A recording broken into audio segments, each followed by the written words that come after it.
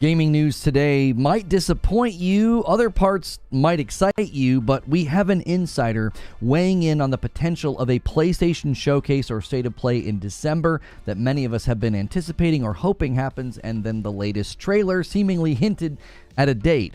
Then there are new comments from Phil Spencer. He's done more interviews, and those interviews are making waves. Just this morning, Xbox pushed out a brand new campaign saying this is an Xbox, and they're basically saying everything is an Xbox. Now, we know they've said things like this before, but we're going to be looking at Phil's comments as well as what this means for the future of the brand. There's also some upcoming Xbox collaborations with Call of Duty, and we have the potential release window for the Horizon Online game from Guerrilla, and I've got more games for your wish list and your radar. If you like this kind of content, be sure to hit subscribe and the bell button. Consider supporting the channel directly with a membership if you listen and watch regularly. I do this full time, and one of the main reasons is we have people who support the channel with a membership. Click join and make sure you pick Member Plus for $6. That will get you into a bunch of extra content. So let's talk about the PlayStation Showcase. In case you missed it, they uploaded a trailer that was then taken down and re-uploaded. It had a sale price for the Slim Digital PS5 for $380 at the very end of the trailer, and that price was going to run until December the 24th. Then they took it down, re-uploaded it, and now that sale price is gone. None of the retailers have actually discounted them. There is one UK retailer that has discounted the PS5 base with the disc drive, as well as the PS5 Pro, so all three have been discounted there. They are seemingly trying to compete right now, and they have the Pro listed as a hot item. So nobody else is dropping their prices. Now, my theory about that trailer was that that sale price would be announced at a December showcase and would run until December 24th. December the 3rd will be the 30th anniversary of PlayStation, and I believe this lines up with Hiroki Totoki's comments about how at the start of the next fiscal year, you will see big single-player games coming out every year going forward, so they're about to hit a better cadence. But then Jeff Grubb has weighed in and tweeted and said, I haven't heard about any PlayStation Showcase or State of Play in December. I talk about why you shouldn't expect one on Game Mess mornings. Watch or listen now. I went and looked for it, couldn't find it. If any of you know the direct quotes and what he said or why he's saying not to expect one, let me know in the comments below or in the live chat. Now, we're obviously going to wait for more info here. Detective Seeds, who is a friend of the show, he indicated that he was told by sources, he's got contacts at first-party PlayStation Studios, and they said there would be a showcase for the 30th anniversary, and a lot of first-party will be there. He has gotten a couple of these predictions right recently, and people doubted him. So there was a couple of things he's already predicted that have happened. So seemingly he does have sources that know some things. Now, some have chimed in and said, well, they would have announced a showcase already. Typically, actually, with PlayStation, their showcases and their state of plays are announced about 1 week beforehand. So the week of Thanksgiving would be the time where we would hear about this if there is an official announcement. I'll be out of town, but obviously I'll be keeping my eye on things, so we will see if we end up getting a showcase. If not, I think it'll be a very strange way for PlayStation to end the year. It just makes sense going into the holidays to announce the sale, the lower cost of the PS4. Your PS5 Pro is doing very well. We're already getting sales reports from places like Japan, and it's doing well. It's doing better than they expected. And to go into the holiday season and to announce all this, but then similarly how they did at the beginning of the gen, it would make sense to say, here's everything coming. Like, get people to kind of buy in to the gen of PS5 because the second half is about to heat up. That's just kind of my thought on what I think they should do. They likely have other plans. They typically don't market in a way that I want them to. They go quiet for long stretches of time, so we'll see what they decide to do. Now, Phil Spencer has been doing a round of interviews, and in case you missed it, his Bloomberg interview made some waves, and the three big touch points of the interview was there is a handheld coming, but it's a few years out. So people that were hoping for a handheld announcement next year or something launching in 2026, that's not happening. According to Phil Spencer, that timeline wouldn't make sense for him to say what he's saying. They still could make an announcement next year. I know Jez Corden was being given a lot of grief because he said he heard there was going to be an announcement next year. They could still announce announce a handheld next year if it's slated for early 2027. They could announce it in 2025 and then spend 2026 maybe dropping marketing or deep dives about it, but that would just be an announcement. Now, he also said they're not going to get new users with $1,000 consoles in the future. He also said there is no red line in their catalog. Now, I told people this morning in Morning Coffee, it's a members-only segment that you can get access to if you're a paying member on this channel or a gifted member, and I'm already seeing people going crazy with gifteds in the stream. You guys are insane. Thank you for the support. Jump in on your own. Make room for others in the gifted pool. So, I said this morning in Morning Coffee, I said, I feel like Phil is doing a press circuit to really let folks know it's all changing. This is not the same brand that it once was. There's no red line in the catalog. We're not doing big expensive consoles anymore, and the handheld's a few years out, okay? In the wake of him saying that, they just pushed out this new marketing push of everything is an Xbox. Everything. Like, they have a picture that I'm going to try to show you because I really think you need to see. I think this is a pretty significant thing, and I think this lines up with Phil Spencer's interview. I don't think he's just saying these things haphazardly. I don't think he's just like, oh yeah, we want to make sure that we're, putting our games everywhere. No, I think this has been well timed. I think what he's saying in these interviews is coinciding with this new marketing push. Everything is an Xbox. They have a laptop. They have an Asus ROG. You can't see it. It's beneath me. It's below me. That's a MetaQuest 3, a mobile phone. They have a Fire Stick. Okay, this is coinciding with his interviews, I think, rather intentionally. I don't think any of this kind of stuff is an accident. I don't think this stuff is like, oops, we just happen to have this big marketing push around the same time that Phil's doing interviews saying there's no red line in the catalog. He has done more interviews. He's not done. He just did one with GameFile, and he indicated that's Stephen Totillo's outfit. If you guys want to support him, he went independent. Stephen Totillo does good work. Now, Phil indicated that they would be working towards cross-ownership for cloud, PC, and console. He said the following: we want to get to the point where you buy, whether you're buying on cloud, which is getting ready to introduce buying on PC, buying on console, you own it across all the Xbox ecosystem. See, he's saying this at the exact same time they push out a brand new marketing campaign called Meet Xbox. This is an Xbox, right? Laptop, Asus handheld smart TV. Listen, it's only a matter of time before that marketing campaign maybe shows a PlayStation or a Nintendo Switch. I mean, it might as well. So the ecosystem and the publishing continues to be the way forward for Xbox.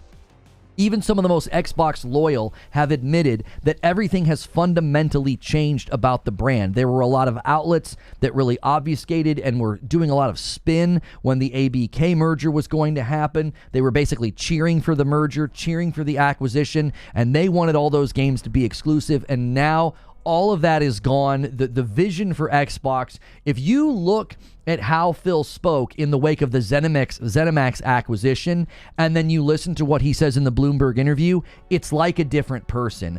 All the vocabulary has changed. All the dialogue has changed. It's no longer about, oh, these acquisitions are about putting great exclusives where Game Pass lives. It's, we're a business. There's no red line in the catalog. Basically, everything's going. Like, there is no more vision of Xbox that has exclusives, that has this sort of central box that you have to be on and that you have to, buy into. Now, in addition to this, I saw this just this morning, and I had to include it. Phil Spencer spoke to the Avowed delay, and you've really got to listen to this. TheGamer.com has the quote. He says, quote, "We can afford it when we have the Diablo expansion, then Black Ops, then Indiana Jones." He says, "We didn't move it because Obsidian needed the time. They'll use the time." He also added that he, along with Xbox Game Studios chief Matt Booty, discussed the release schedule with the Game Pass team to better pace it out. Do you hear what he said? They didn't do this so that the game was better. It was, oh no, we can afford it. We've got big games coming out that are going to make us a lot of money. We can afford to delay it. Oh, and also, we're trying to pace things out better for Game Pass. All right, there's some takeaways here. This is not consumer focused. This delay is not about ensuring that you get a quality product. This is not quality focused. This is not dev focused. This is 100% undeniable. He's just telling you with a straight face, this was focused on the business. This was focused on Game Pass. Because it's harder for you to sign up and cancel Game Pass if things like this are spaced out. If they're all close together, they know that probably leads to churn. We also have to remember that Avowed is launching at 30 FPS, which I think there's no excuse. You're looking at gameplay right now. I don't see anything in this game that justifies 30 FPS. I've been playing games with far superior fidelity, far superior lighting and graphics on my PS5, my base PS5, and I've gotten 60 FPS. I've played games that look far and away better than Avowed with zero issue with frames per second. So, pretty disappointing. I know Xbox loyal. I know the Xbox loyal are not happy about virtually any of this, hearing about basically there's no red line, everything is an Xbox, like literally everything is an Xbox, and now we're hearing, well, we delayed Avowed for us, not for you. So when they told us they were delaying Avowed for our backlog, that was just nothing but smoke. Now, there are some exciting Call of Duty collaborations coming, so this is good news for fans of Halo, Doom, or Gears of War. According to Insider Gaming, Halo, Doom, and Gears of War collaborations are coming to Black Ops 6, it is claimed. There were brand new leaks from leakers who have been generally pretty good with their track record, along with Special Nick, who corroborated these terms that these leaks, that there will be crossovers in Black Ops 6 starting in January with these various titles. So if you're a huge fan of those franchises, you should be pretty excited to see those games getting baked into Call of Duty. But here's something you've got to understand. If Halo suddenly shows up in Call of Duty, that is a multi-plat title, meaning Master Chief is potentially going to land on PlayStation before Halo ever does, and that could just be the first shot across the bow. Now, as far as another big IP for a platform, Horizon Forbidden West and Horizon Zero Dawn, and now the newly added LEGO Horizon Adventures that I'll be playing today. But they have big plans for this franchise. Multiple irons are in the fire, and one of the games is a cooperative online multiplayer game. Jor Raptor spotted this, and he tweeted the following. He says, looks like Horizon Online is launching in 2025. Guerrilla is looking for an intern to help out with the online project during the first half of 2025 to help with theoretical knowledge and practical experience to ensure the game is prepared for launch. Now, I don't know about you, but bringing an intern in the very, very early parts of 2025 to ensure a game's going to launch, it likely means that game is launching that year. I think Jor Raptor is correct in his assessment here. Now, we did a bit of research yesterday because there are actually two Horizon Online games. There's an MMO. It's being built in Unreal 5 with NCSoft. They're helping. It's allegedly going to hit PC and mobile. People are worried it won't hit PlayStation. It'd be very weird for a Horizon MMO to not hit PlayStation. I don't think that's likely. I think NCSoft is helping with the PC and mobile aspect, and Guerrilla is likely helping with the console aspect because it's their baby. Now, the other online game, though, is a cooperative multiplayer Horizon game, and it is being built in Decima. The job listings on Guerrilla for their current online project say that the applicants need to be familiar with engines like Unreal and Unity. That likely means they are dealing with Decima. If for an Unreal project, you would be hiring people that can work in Unreal. You wouldn't say, oh, you need to be familiar with engines like Unreal and Unity. If you're hiring for an Unreal project, you're likely looking for Unreal devs. So the fact that they're saying that, I think we're looking at the cooperative multiplayer game being built in Decima, and it will likely be landing in 2025 if Jor Raptor's observation is correct. And we've already got Death Stranding 2 and Ghost of Yotei next year, some very big games for PlayStation. So could stack up to be a very big year. Hiroki Totoki might have really been letting folks know it's about to heat up. Now, I've got games for your wish list and your radar before I start talking to the live audience, and this first one is called Thaumaturge. It's actually been out for a while, but it's coming to consoles. It's a story-driven RPG with morally ambiguous choices taking place in the culturally diverse world of early 20th century Warsaw. It's coming on December the 4th. You can actually try a demo right now on the PlayStation 5. It's been on Steam since March of this year. It has an 80% on Steam. It's coming to Xbox and PlayStation on December the 4th, and the demo is available right now on PS5. This is the second time I've seen a game recently for, what was it, Forever Skies, I believe, yesterday I put on your radar, and that is has a demo right now as well. So it seems like PlayStation might be leaning into the demo meta. I want more and more platforms to do this. Let people try out these smaller games before they buy them. It makes them far more likely to be purchased, and then far more likely to be a satisfactory purchase because you've already gotten to kind of try it out.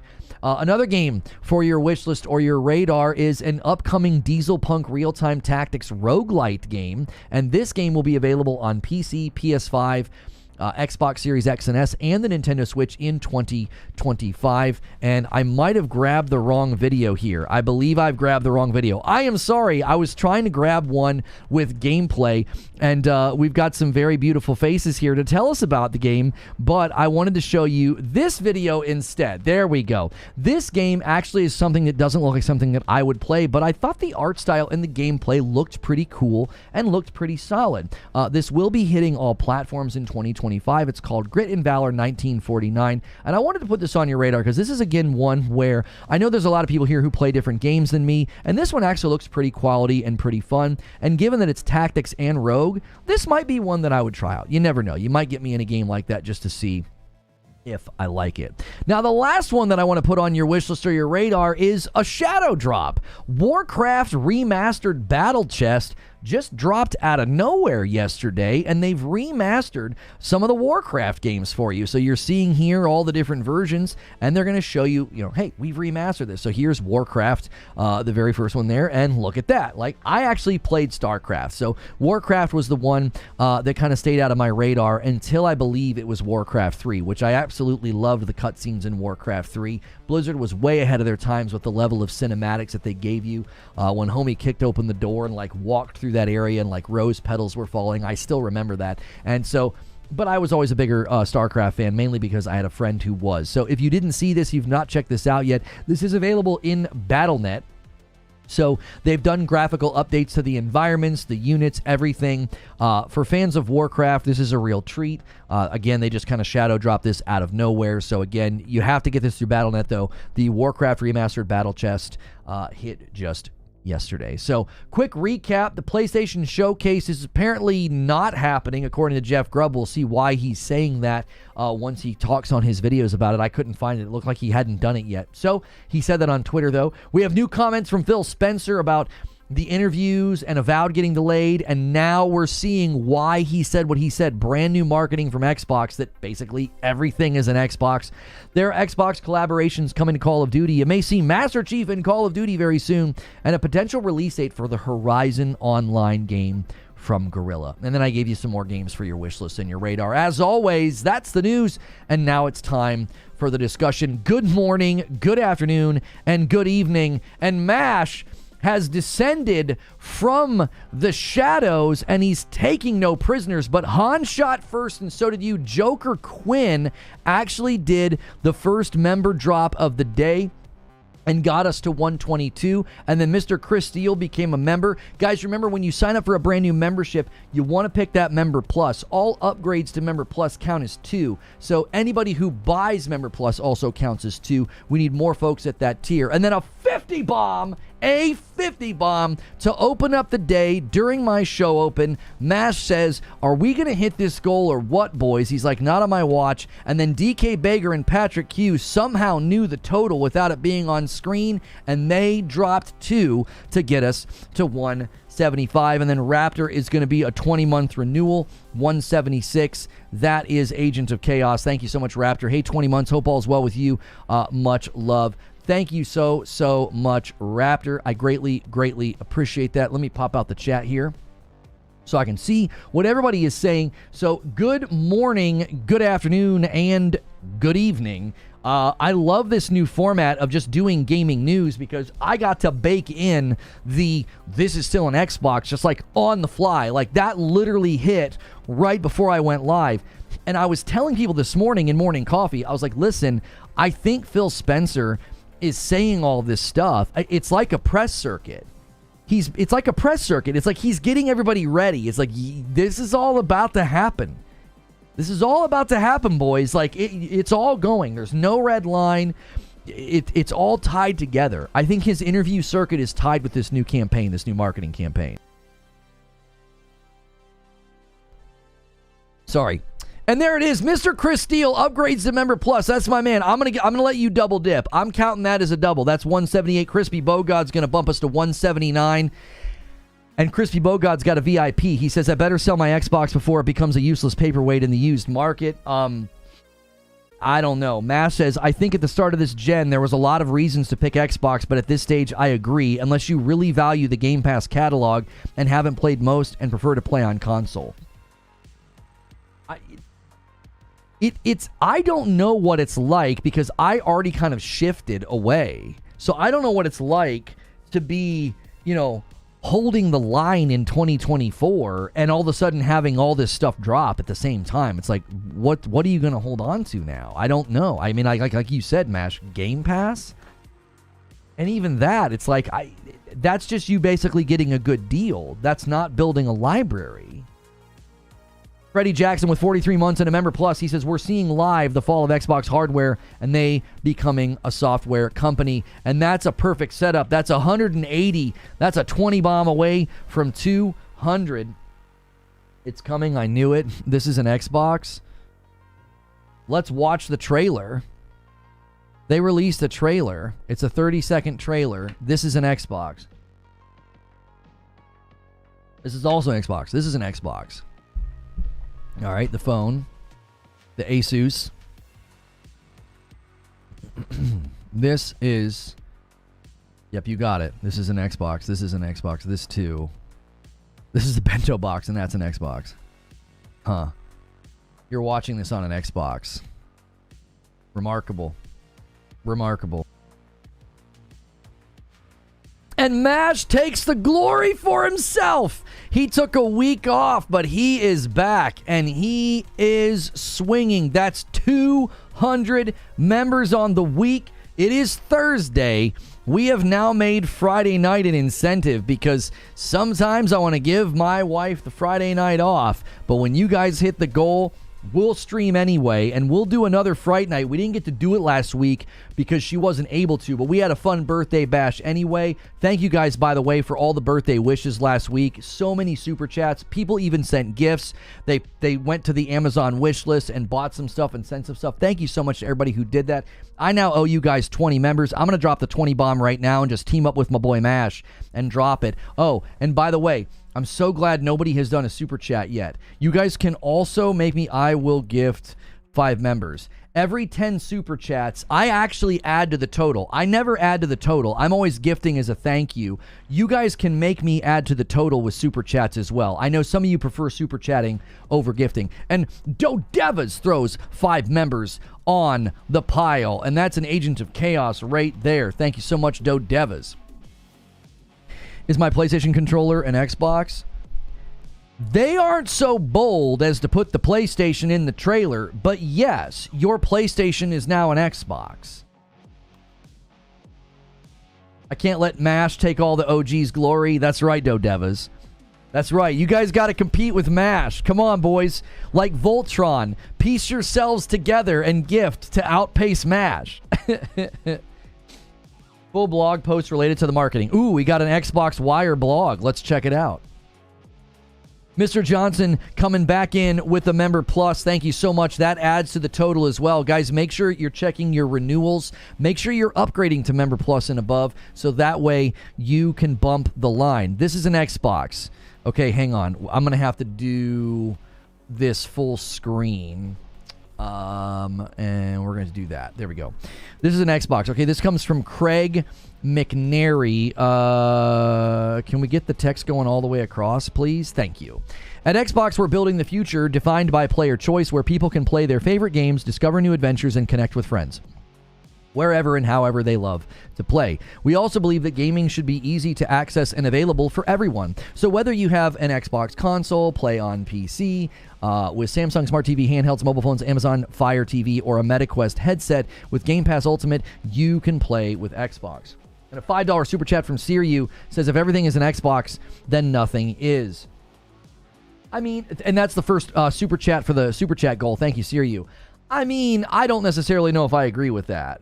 If everything is an Xbox, nothing is. I think I know what you're saying. The essence of what you're saying is that Xbox is no more. They're just a publisher. In fact, you're probably reading this on an Xbox-enabled device that can be powered on with the help of cloud gaming or the Xbox app or PC. And that's the inspiration of our new This is an Xbox campaign.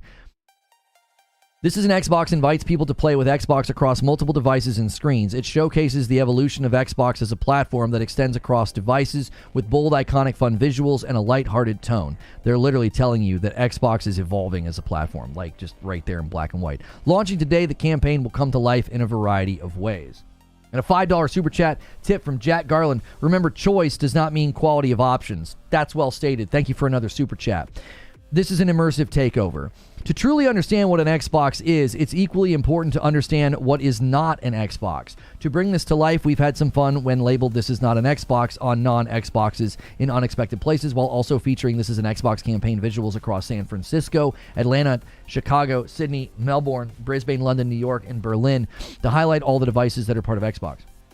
Another $5 super chat tip from Luke Vader says, I can already see it. Since the PlayStation is an Xbox, what's the point of having one? That's what everyone will say now. I mean, because you don't just get Xbox games. You'll get PlayStation first-party games. You'll get PlayStation third- and second-party exclusives like Stellar Blade. I know Stellar Blade's coming to PC, but you've been able to play it for almost a year now. And there's also games like Final Fantasy, and there's a lot of reasons. I know you're probably right, Luke, but there's still plenty of reasons. You get everything, basically. The only thing you wouldn't get on PlayStation is the massive indie title Steam library, which I admit, Steam is very compelling. That's why I have both. This is a video about This Is an Xbox. So we just watched that trailer. Our live-action trailer takes you through a player's journey of experiencing their favorite games across different devices and locations, whether it's at home or on the go. Set to the beat of Black Sheep's classic, The Choice Is Yours, it reinforces the idea that whatever device you choose, you're likely able to play with an Xbox. Whatever device you choose. All right. This is a partnership. To further extend This Is an Xbox, we've partnered with several brands including Samsung, Crocs, Porsche, and the Happy Egg Company to help bring the campaign to life in unexpected and entertaining ways. Thank you, Danny, for doing a VIP. Here, let me get the goal up for you guys to see how close you are. MASH has put you guys back in the fight. Between today and tomorrow, y'all are going to have to scramble, but you can seriously do it. This is an eggs box. This is a pair of Xbox. The Samsung Smart TV experience continues to be an exciting way to play Xbox, giving Xbox Game Pass Ultimate members easy and instant access to hundreds of high-quality games through the Xbox app and the Samsung Gaming Hub. Through this campaign, players can not only immerse themselves in their favorite games on Samsung's platform, but also see This Is an Xbox creative directly on their home screens. And on an even grander scale, coming soon to Times Square. This is a full-court press. Like, I'm not sure if I've ever seen this before, where they're talking about the marketing before the marketing hits, and the marketing is going to hit in a way that like this is major cities, billboards, put it in the sky. Xbox is no longer a console. Xbox is 100% ecosystem publisher. Like, this is embarrassing. I don't think it's embarrassing. I think it's an evolution. This is what Microsoft wanted. This is what ABK was about. ABK was about putting them to a position where the console took a back seat. In celebration of this campaign launch, we have a collection of This Is an Xbox merchandise now available in the Xbox Gear Shop. From t-shirts and hoodies to iPhone and Samsung phone cases, and even a sticker sheet you can proudly label your Xboxes. Who's going to do it first? Who's going to buy one of these stickers and put them on their PS5? Come on, boys. Somebody's got to do it. Somebody's got to do that. Who's the first in line to do that meme? This is an invitation. And a $5 super chat from Perfect Image says, I don't know why Xbox users are getting upset. Xbox games have been porting over to PlayStation for years. Sony would rather sell IP than sharing exclusives with Xbox. I don't know why the rage. What Xbox games have been porting to PlayStation for years? What are you talking about? This year was unprecedented. Perfect Image. What games are you referring to? With a shadow-dropping library of iconic franchise and upcoming games, including Black Ops 6, Indiana Jones, The Great Circle, Avowed, Microsoft Flight Sim. Oh, show stopping, not shadow dropping. I was like, what the frick? The Xbox gaming experience is widely available across a breadth of devices, providing people with the power to choose more ways to play than ever before. Yeah, I mean, they're talking about the marketing before the marketing happens. The marketing is going to quite literally be everywhere. This is a full court press. This is big spend. This is a lot of money. They're spending a ton of money to market this. There's no way to spin this. There's no way to back this off anymore. Like when they were saying every screen is an Xbox in like emails and like private meetings, I was like, I don't know how you can say this is an Xbox, or I'm sorry, every screen is an Xbox, and then in the same breath say the word exclusive. Like there's just no room for that anymore.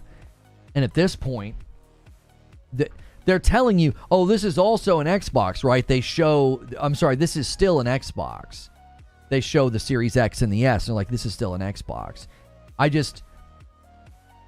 don't know. I'd be interested to see what the Xbox loyal think of this. Do they see this as...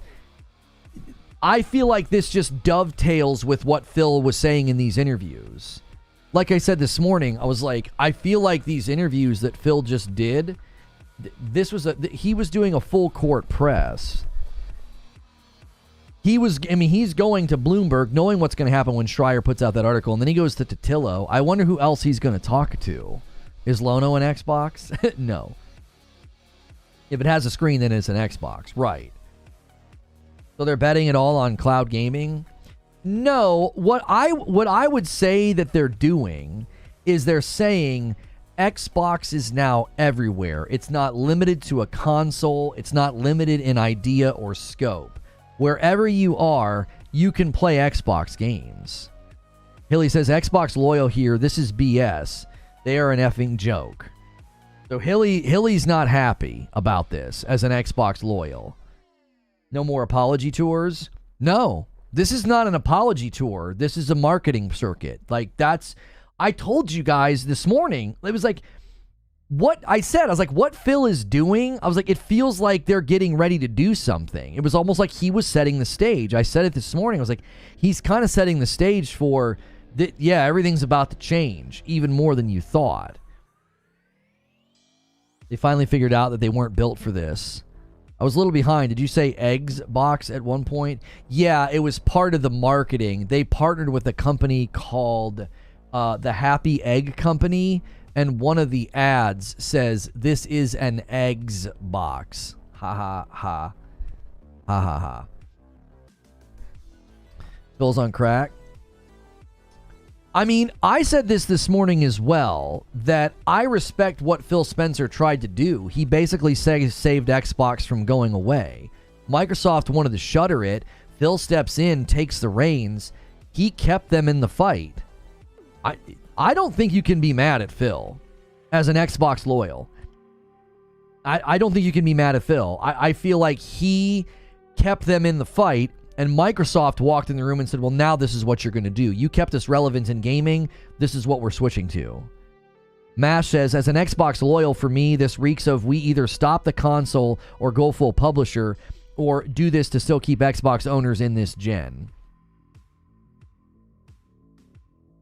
Right. Like they're I don't know. They've got a good amount of people that they probably still want to keep within the ecosystem and Game Pass. Well, not the ecosystem, in the console and Game Pass. I mean, a lot of people are probably going to switch. I agree with Hilly. This is a complete joke and a meme now. I mean, you got to look at what the position that this puts Sony in. Victory says, Hi-Fi Rush, Pentiment, Indiana Jones, Sea of Thieves, games from all recent acquisitions. The better question is, what's an Xbox game? Just Hellblade and Halo? Yeah, but Phil Spencer just said this week there's no red lines in the catalog. Halo's not safe. Halo's not safe. I mean, nothing's safe. If there's no red line. They have merch. Yeah. Neil Druckmann reveals new Naughty Dog game has been in development since 2020. Really? Neil Druckmann says his current project has been in the works since 2020. While Sony doesn't let him control how he's going to announce it, they gave him full control over the game itself. Well, there you go. We might see that game next year. That'd be 5 years. This is an Xbox, a TI-83. Satya and Sarah are the voices of the Microsoft board. Have they announced when Indie will launch on PS5? No, they have not. This hurts Sony because now they need to compete with Xbox taking customers from Xbox games on PlayStation. Wait, what, Mark? What are you saying? This hurts Sony because now they need to compete with Xbox taking customers from Xbox games on PlayStation? I don't understand what you're saying. You understand that whenever a game sells really well on PlayStation, so like when Black Ops 6 had, what was it, like 70% of its sales on, when it had 70% of its sales on the PlayStation 5, PlayStation loves that. Or maybe on the PlayStation ecosystem, PlayStation loves that. PlayStation spent no money making, marketing, or getting that game into circulation, and they get to just scrape 30% on every sale. Like, that's a wonderful setup. Hadigan just put this in the Discord. This is an Xbox. Like, they don't have to spend anything on the marketing, anything on the production. They don't have to spend anything on the studio. They didn't have to buy the studio, and they just get to keep making money off of the game. Like, that's not a threat to Sony. This is like that Trojan horse theory that some of the Xbox loyal put out there. They're like, oh no, yeah, this is a Trojan horse. Xbox is going to start putting games on PlayStation. That's a Trojan horse. It's like, no, it's not. PlayStation's been happily making money off of Call of Duty all these years. They didn't own it. Activision owned it. Suddenly, Microsoft owning it isn't a problem. It's like they still make the money and don't spend anything to make it. This changes Microsoft only. This is not Xbox Studio. JG from Space says they did this to themselves. This gaming community wanted to support Xbox, and many still do. This isn't good for the industry as a whole. It's all due to Microsoft's corporate greed. I mean, I would say it's Microsoft's strategy. We talked about this a lot. When the Xbox Activision deal was going on, I kept telling people, I was like, you have to understand that Microsoft is a software company, and they are going to use a software strategy here. They're buying software, and when you buy software as a software company, you're going to try to put it everywhere. Nice shirt. Thank you. This one does come from 80s Tees. My code still works over there, so if you guys ever go to 80stees.com, just use code LONO. I haven't reached out to him again to see if he wants to partner again. I've just been working through my own private collection. Fuzzy says, I like how Xbox's marketing is for plastic devices that Microsoft doesn't own, and I'm glad Xbox is everywhere. But my question is, where are the games that look like they were made in 2024? Plastic is cool, but how about some content? Yeah, we talked about this a little bit yesterday with Nintendo. We got into a pretty heated debate in the writer's room because somebody was sort of being dismissive about Nintendo, and I was like, I don't think you understand. Nintendo is a giant. And something that I said was, Sneaky Wolf with a $5 Super Chat tip, and he gets us halfway to the Super Chat goal. 5 out of 10, thank you. What Sony is doing to COD is how Apple got into the position they are today. The 30% scrape is a cash cow. Yeah, Apple makes like more money than all of the gaming companies combined, and it's just off 30% scrapes on every game that's sold in their storefront. Okay, but back to what Fuzzy was saying. We talked about this yesterday, and I was trying to communicate to this person that Nintendo Switch 2 is going to sell incredibly well. And the argument I made near the end of the debate was, I said, something that Nintendo can do is they can quite literally use their property to drive the hardware. Nintendo can say, here's a new Zelda, it's only available on the new Switch. Here's a new Mario Kart, it's only available on the new Switch. Because like Zelda sold like 30-something million. Mario Kart 8 Deluxe has sold over 60 million copies. Like, these games are insanely popular. And Nintendo can literally move hardware with their software.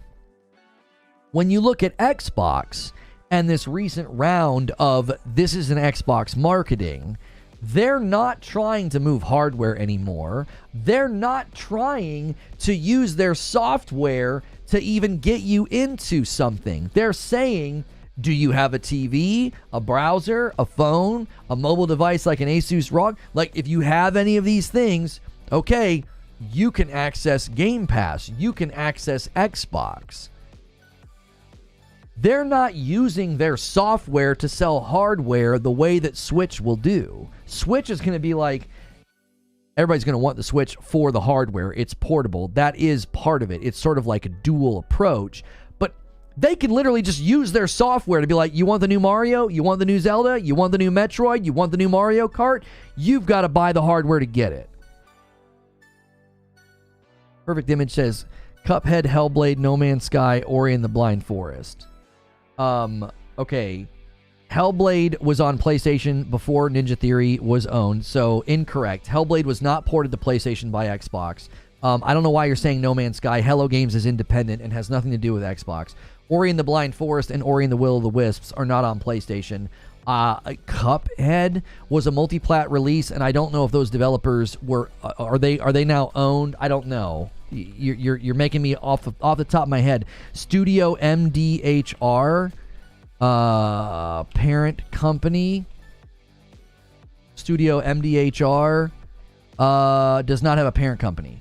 So you literally just listed a bunch of games that have nothing to do with Xbox ownership or being ported to PlayStation. I'm not sure why. Hellblade was a PS4 timed exclusive. Yeah, you're listing games that quite literally, those are exclusives to Xbox. No, they are not. Ori and the Will of the Wisps and Ori and the Blind Forest are not exclusive to Xbox. They're on Nintendo Switch. And No Man's Sky is not exclusive to Xbox. No Man's Sky... Didn't No Man's Sky hit PlayStation first, and Hellblade hit PlayStation first, and Cuphead is not exclusive to Xbox. Cuphead is on PlayStation, is it not? Again, Cuphead keeps throwing me for a loop. Cuphead's on PlayStation. What are you saying? I'm confused by what you're saying. Okay, bro? Don't okay, bro, me. You're not making any sense. Yeah, Ori's not on PlayStation. That's correct, but I'm not sure what that list of games he's trying to communicate. I'm extremely confused by what you're trying to say, Perfect Image.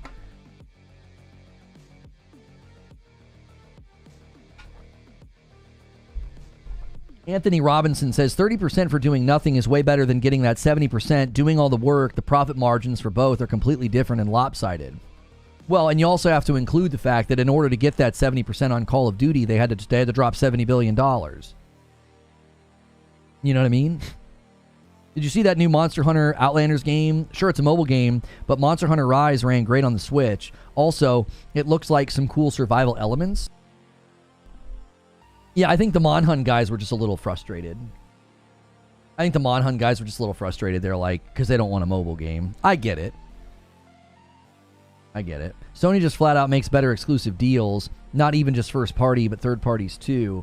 Microsoft seems to have completely abandoned that business model. Xbox games have been porting to PlayStation for years. No, they haven't. Perfect Image, what you are saying is false. You have not listed a single Xbox game that's been porting for years. Ori, and both Ori games are not on PlayStation. Cuphead is not an Xbox game. No Man's Sky is not an Xbox game. Hellblade was a PlayStation exclusive before Xbox even owned them. What you're saying is utter nonsense. Tell me a game right now, Xbox first-party property that was made for Xbox, Xbox exclusive, or an Xbox studio that ported their game to PlayStation before this year. What game? Spyro?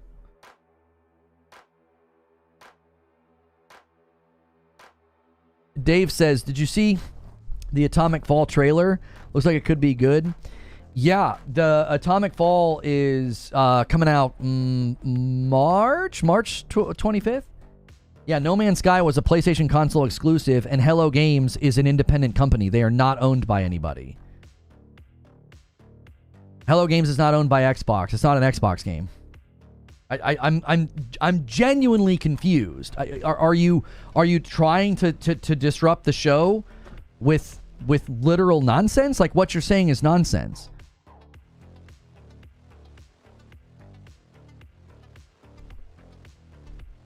I never understand why Microsoft doesn't want World of Warcraft on Xbox. That just seems like a guaranteed win. I think the cost to bring it to Xbox, infrastructure, servers, crossplay, all of that, it's not worth it because they wouldn't get enough players. I don't think World of Warcraft would suddenly get like a ton of people to play World of Warcraft on Xbox. I don't think it would be worth the money involved. I must have been misunderstood. I'm going to do more research. Perfect Image. I'm trying to be nice. I'm not sure what you're saying. I'm not sure if we have a language barrier. Like if English isn't your first language, I really can't genuinely tell what's going on. You're listing games that were not owned by Xbox, and the only one that you listed was owned by Xbox was Ori and Will the Wisps, and that never came to PlayStation. So I'm not sure what you're saying. Cuphead wasn't exclusive to Xbox before it hit the other platforms. Okay, so it was an exclusive, but that's timed exclusivity, so that's not an Xbox game being ported to PlayStation. So Forte is maybe helping put some window dressing on a collapsing house. Yeah, but that's not what he said. He was saying that Xbox has been porting their games to PlayStation for years. Cuphead would not be an example of that.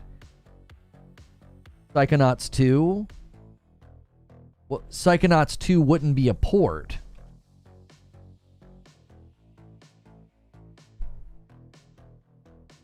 Psychonauts 2 was a multi-plat game when it was announced, was it not?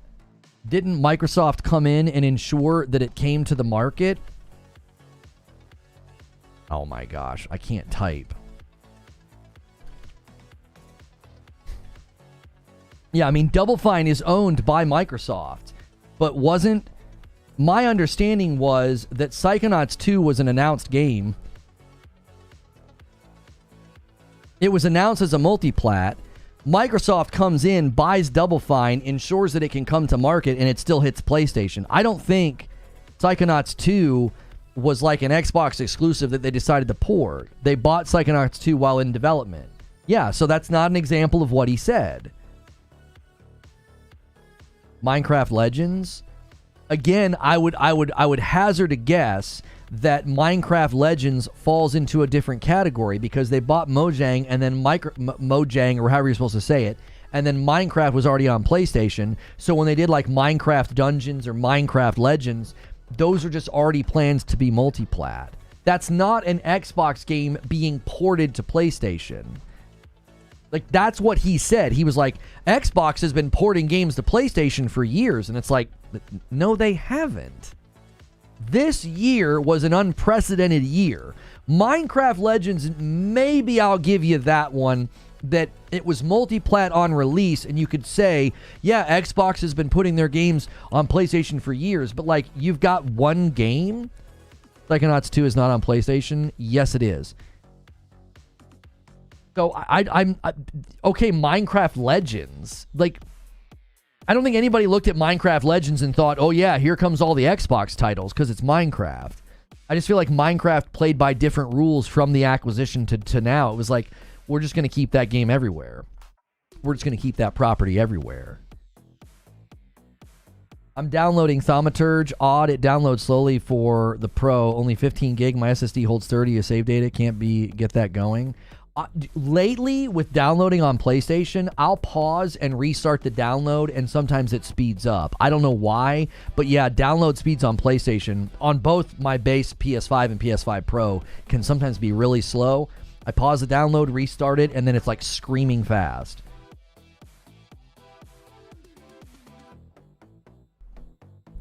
If Xbox wasn't owned by Microsoft, they'd be Sega.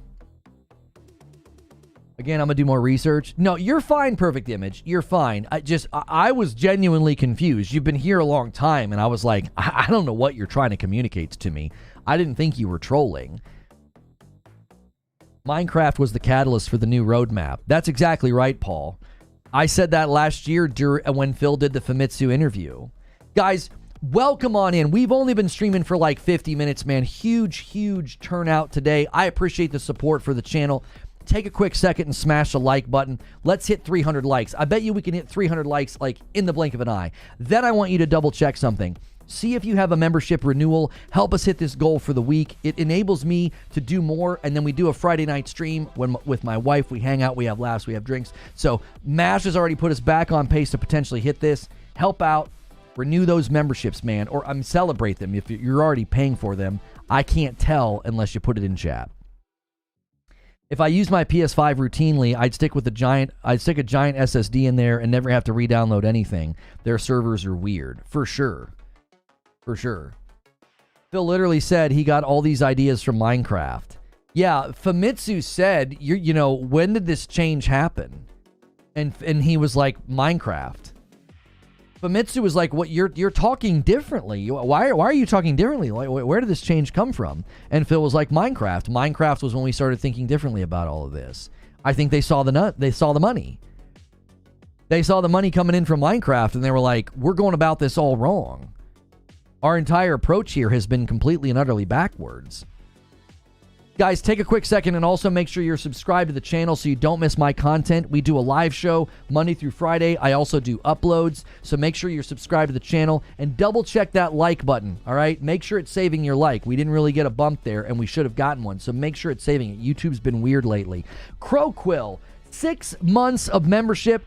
I'm not a huge participant, but I love the community and the great conversation. Here's to another 6 and beyond, and a 5 bomb from Shiny Red Flag. There it is. Takes us to 208 and then 213. Thank you very, very much. You guys are the best. Many hands make light work, man. You guys that gift singles and 5s, that adds up. Don't let those big member bombs from MASH scare you off. You guys add just as much together. You guys are awesome with that. There's so many of you that do single gifteds like all day long, and I appreciate it. Who's the content creator whose PSN account got stolen? I don't know. Somebody brought that up in Writer's Room yesterday. I'm not sure who it was. Gaming Forte with 10 months of memberships. Minecraft has been everywhere since the acquisition by Microsoft. They made it clear that all Minecraft content would be on other platforms at some point. Yeah, I think they said that very early on, Forte, which is why I don't think Minecraft Legends is an example of like, well, Microsoft's been porting games to PlayStation for years. And it's like, no, they haven't. Yo, Mikey Mike with the single gifted. There it is. Takes us to 214 and 215. There it is. Joker Quinn. That's a really nice layup. A 10 bomb to 225. Don't let MASH do it. Somebody else do it. Joker Quinn tempting a 10 gifted member bomb. Fabiano says, that's a fun name to say. Fabiano says, have you seen the new Xbox marketing campaign, Lono? I have seen it. We read through their blog post about it as well. Xbox is spending a lot of money to do that. I mean, they're putting billboards in Times Square. They're putting them in major cities across the globe. This is a full court press from Microsoft. And we were talking about it this morning in Morning Coffee. That's a members-only segment that if you guys are getting gifted members, by the way, you can come to those segments, all right? Keep your eyes open for Morning Coffee, for Writer's Room, for Gameplay, for Green Room, for Friday nights. That's all extra content that you get access to. That's a great reason. Click that join button and pick Member Plus. I would love to see these member goals, these member trains. I'd love to see more folks jumping in and becoming a member and not just relying on those gifteds. So the issue with the marketing, I was talking about this morning in Morning Coffee. I said, Phil's doing a press circuit right now. Phil's talking to Bloomberg. Phil Spencer, if you haven't seen the Phil Spencer interview, he goes and he talks to Bloomberg. Then he talks to Stephen Totillo, and he's basically like, I mean, if you take the big bullet points, it's there's no red line in the catalog. Anything's up for grabs. He says that the handheld is a few years away. He says we're not going to get more users with a $1,000 console. So it's like we're not going to do the we're is this podcast on Xbox? That's very funny, Ungi. You're not going to get a high-end console from us anymore. He says that. The handheld's years away. Oh, and yeah, there's no red line in the catalog. And a 5 bomb from Hellfire. Little bit of a gifted member train taking us to 221. There it is. Hail Mary play. I don't think this is a Hail Mary play. I think this is the play. This is their play. This is their playbook. I need a world-famous Lono prediction. How does the Xbox brand look in 5 years in your eyes? Ecosystem publisher. They'll be an ecosystem publisher. Like Phil Spencer just said, we're not going to get new users with the $1,000 console, which I think he's winking at the PS5 Pro. It's like the PS5 Pro drops for $700. Well, what are you going to do? You going to beat that? You going to come out with something better? And he's like, we're not going to get new users with a $1,000 console. Right? We're not fighting that fight anymore, he says. And then two days later, this is an Xbox. This is an Xbox. That's an Xbox. Everything's an Xbox. Well, he just told you, we're turning into an ecosystem and a publisher. We're not a console anymore. They've been saying it for a while. Now they're saying it with their chest.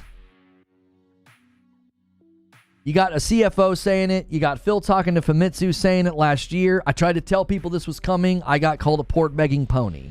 And then Satya Nadella walks out and says it. We all got told by the Xbox loyal and the Xbox podcasters, all they were saying was, no. The CFO is clearly only talking about ABK. No. Satya is only talking about ABK. Sure, Jan. And here we sit.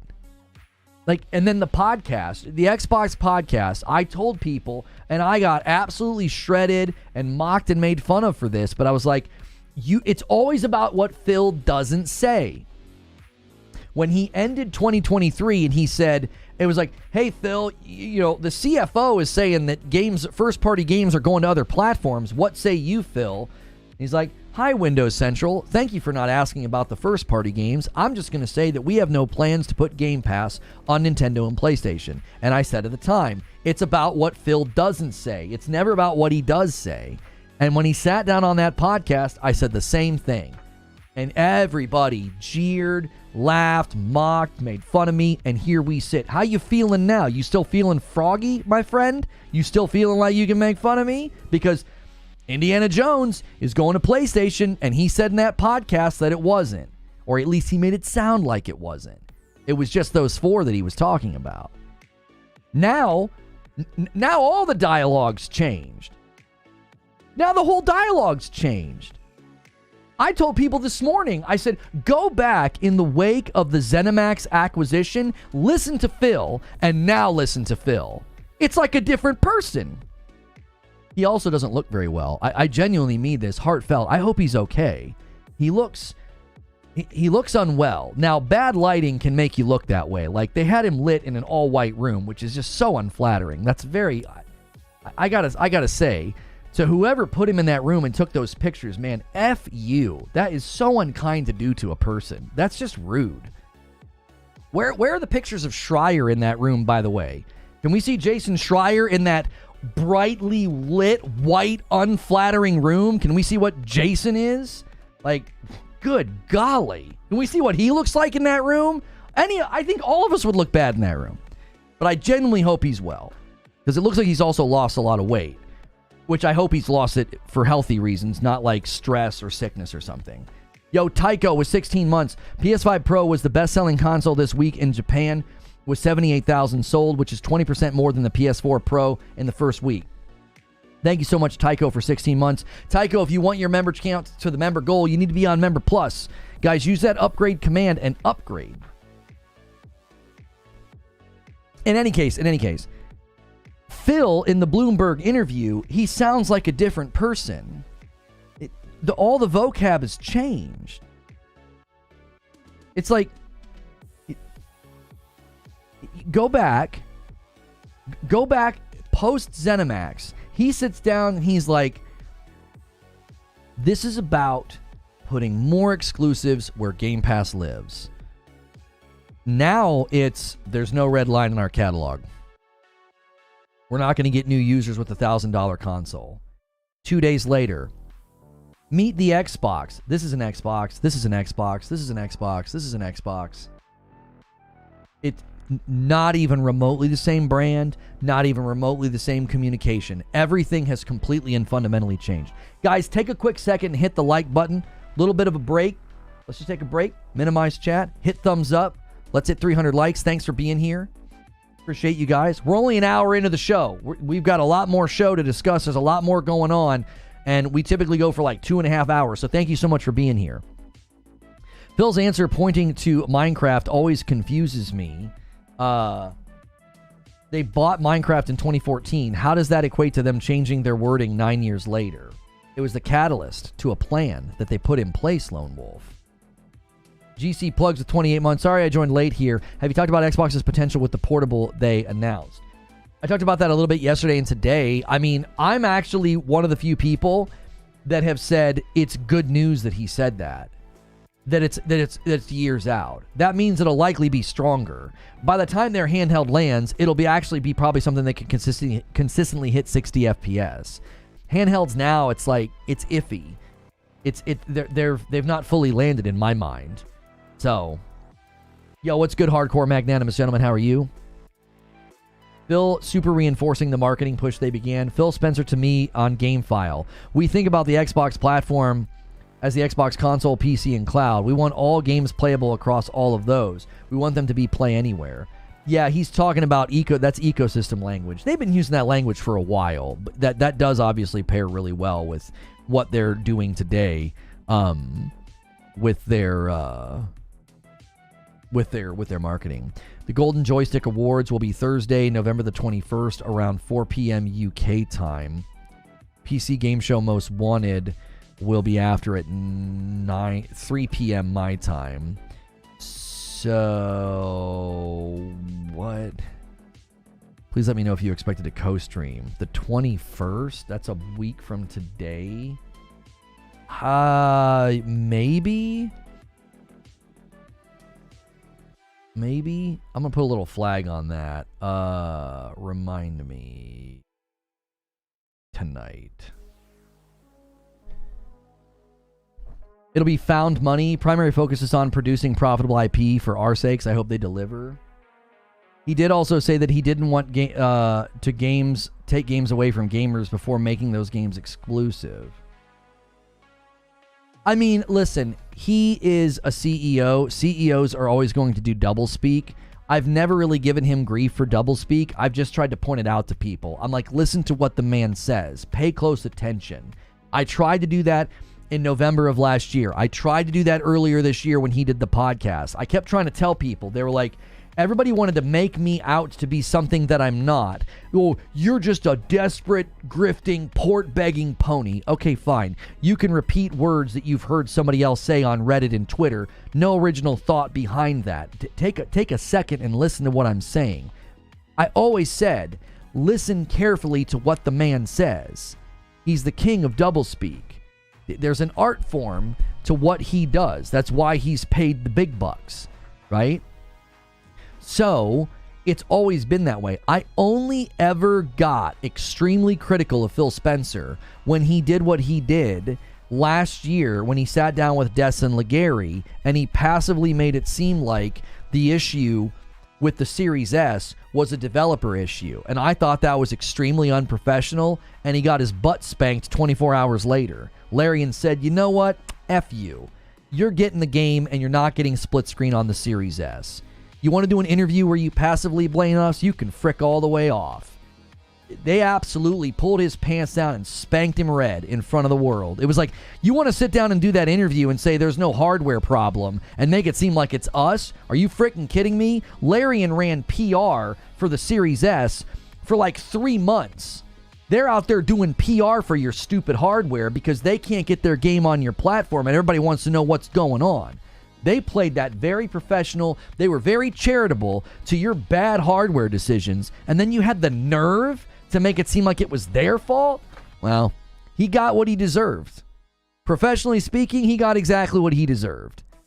You don't do that to a partner in the industry. The other mistake he made when he did that was he told the watching world, if your game comes to our platform late, we're going to blame you. We're going to blame you. We're going to have Microsoft spokespersons, talk to Windows Central and make it seem as though Black Myth Wukong has a secret exclusivity deal. Do you really want to make games for the Xbox console if this is what's going to happen? Do you want to make a game for Xbox? If you struggle to get the thing to run well on the Series S, Phil Spencer's going to blame you. Matt Booty says, well, yeah, it takes more work, but the second time around they can plan better. And then you've got Microsoft spokespersons doing interviews with Windows Central to make it seem like there's a secret exclusivity deal. And then you got outlets like Forbes and IGN writing their blog hit pieces saying the same garbage, regurgitating the same rumor mill nonsense. You really want to make a game for Xbox if this is what's going to happen? Oh, yeah. Sign me up for that. I can see devs lining up around the block to make games for Xbox now. Of course, everything is an Xbox. Because who wants to make a game for Xbox consoles when the gaming press is going to side with Xbox and churn out garbage rumor mill trash, and Phil Spencer's going to blame a company that has the game of the year for coming to Series S late? Of course they're going to do this. Who wants to make a game for a platform that's going to do that? That was one of the worst, most dumbest ways to handle that situation. Whatever happened to Black Myth on Xbox? Black Myth doesn't even run well on the PlayStation 5. Imagine that game trying to run on Series S. Good Lord. A secret exclusivity deal. It's a dadgum 30 FPS game. And they use frame gen to double the frames. Yeah, go ahead. Go ahead. Take that over to the Series S. Let's see it. Jiminy Christmas. Look at the way that game has been optimized and criticized by Digital Foundry on PlayStation 5 and tell me straight face there's a secret exclusivity deal. Come on. You couldn't even get that thing to run over there right now. It doesn't run well on the PS5. Even on the PS5 Pro, the strongest console in the market right now. I got to a new area, frame rate was terrible. Frame gen couldn't even fix it. It was awful. I got to an area with like water. It was like water and sand and like these rocky hillsides. The draw distance wasn't far at all. It was a very contained area. And it ran like dog water. And that's on the Pro. But sure, I'm sure there's no hardware issues. That's what the Microsoft spokesperson said. The Microsoft spokesperson said there's no issue with hardware. There's no hardware limitation. Sure, Jan, Black Myth Wukong's optimization on PS5 gets laughed at by Digital Foundry, and you think it's not coming to Xbox because of a secret exclusivity deal. We really got to get Sherlock Holmes to help us solve what's going on here. Just like they did with Larian, Xbox tells the public something that isn't true. Instead of just admitting that the Series S is an issue, that there is hardware limitations, that requires more work, which Matt Booty at least admitted that in an interview in one sitting. Instead of just admitting that, you just lie. No, there's no hardware limitation. Okay, sure. Every developer with any shred of integrity or honesty has said that there is, but yeah, sure, just keep telling us that there isn't.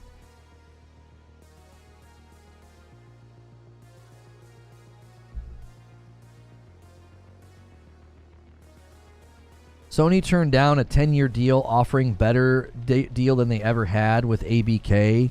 They turned down better than 70-30, and a month later, after fighting and wasting money in court, they just signed.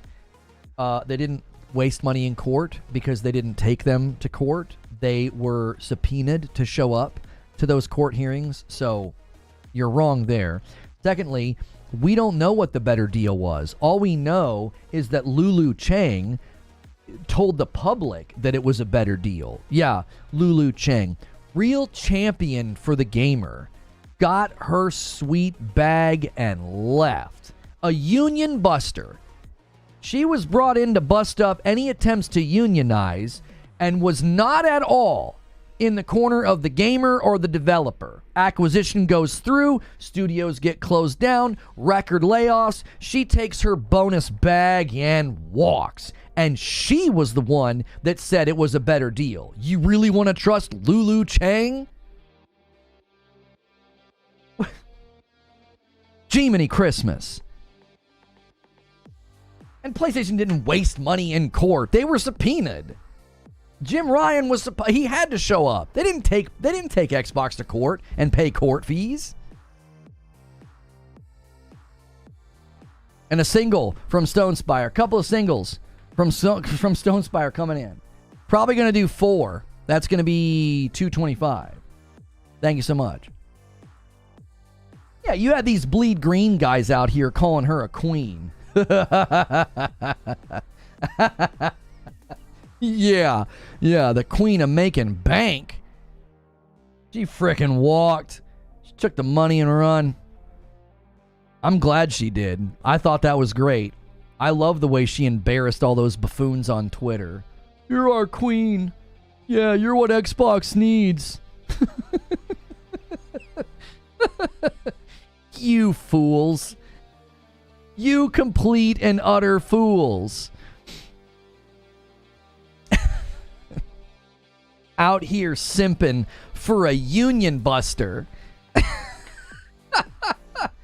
Lawyers cost money? Wink. What lawyers did they have to pay? You understand that companies the size of Sony and PlayStation have lawyers on staff and retainer. It's just part of their annual budget. It didn't increase their annual outgo. You also know that they didn't need lawyers to show up and sit down and talk. They might have had on-staff lawyers help them with what to say, what not to say, things of that nature. But those people are either on retainer or on staff. So once again, no. And you don't know that the deal was better. We don't know what the deal was. And it has nothing to do with today's topic. So your 1-year-old account, you know, that you likely made last year around this time. So November of last year around this time, we would have been covering the early murmurings of Xbox's evolution, and you just poof appear on YouTube at that time. I'm sure you're a genuine person that's not on an alt account.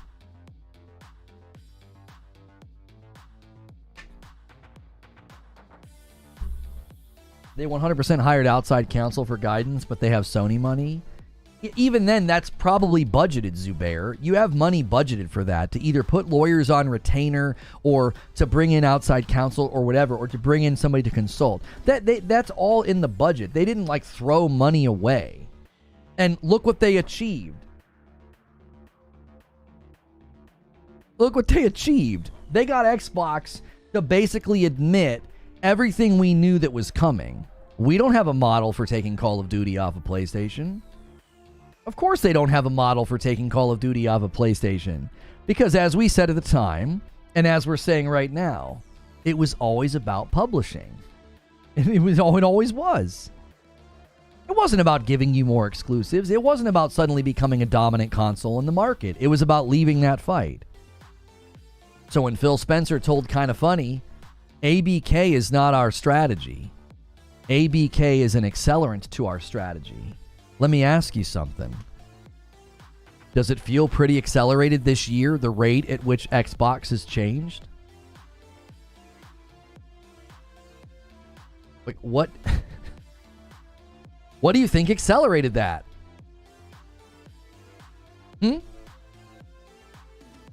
What do you think accelerated the evolution of Xbox? Phil Spencer told you. He looked in the camera and he told you. He said, ABK is an accelerant to our strategy. That man told you with a straight face multiple times what was happening. It doesn't matter how many times you put me on Twitter and call me a port beggar. It doesn't matter how many times you put me on your thumbnail to make me look foolish or to make fun of me. It doesn't change reality, and it doesn't change the facts. Facts are the facts. We called this every step of the way. Every step of the way. Every shot they've taken, every move they've made, every single thing that has happened in response to that acquisition, I basically gave everybody the playbook. I said they'll shut studios down, they'll lay people off, and they'll start publishing and putting more games on PlayStation. And they did. Why are you so angry? Passion should not be confused with anger. If I get a little irritated or flippant or passionate, it's not because I'm angry. I get a little annoyed given the way that this was all handled. People made it personal. People made it personal. They did. I was viciously attacked a lot last year, and I still am today. For 2 years now. Why? Because of my opinions on a corporation. Because of my opinions about Xbox. I was viciously and personally attacked for the last 2 years. And what's been pretty satisfying and also mildly entertaining is watching all the people that did that come unhinged because they were wrong. It's like at the end of Indiana Jones when he's like, he chose poorly, right? You have chosen wisely. They chose poorly. Or like in The Princess Bride when he's like, you chose wrong. And he's like, I switched glasses while your back was turned.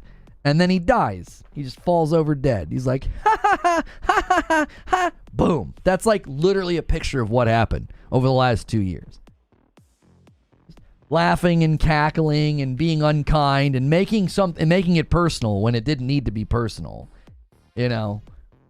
Now what are you doing? Yo, it's good feed.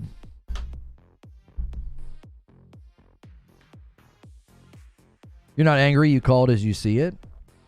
Always have. Always have. I covered Destiny for half of a decade and did the same thing. I would call something stupid if I thought it was stupid. I'd call something good if I thought it was good. And I've done the same thing. I do the same thing with PlayStation. I do the same thing with Nintendo.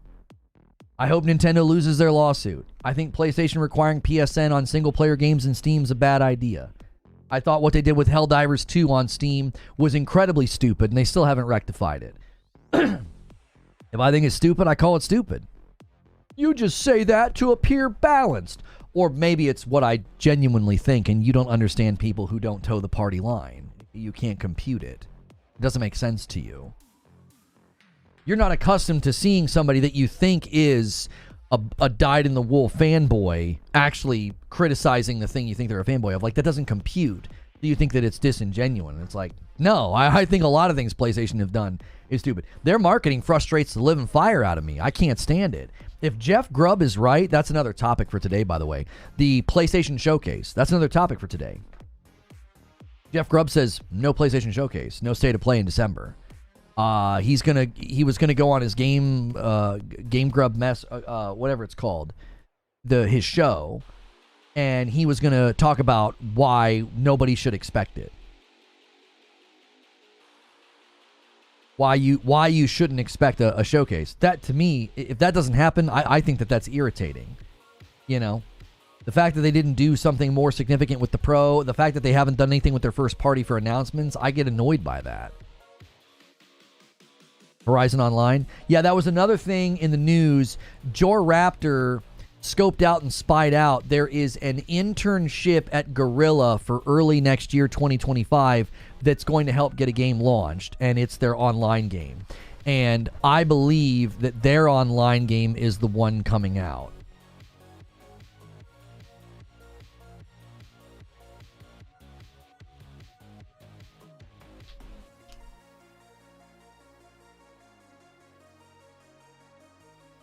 You're stoked for Stalker? Yeah, I think Stalker 2 looks very, very good. So we went and did some research, and if you go to Guerrilla's website, all of the online project job listings, they want people that are familiar with engines like Unreal and like Unity.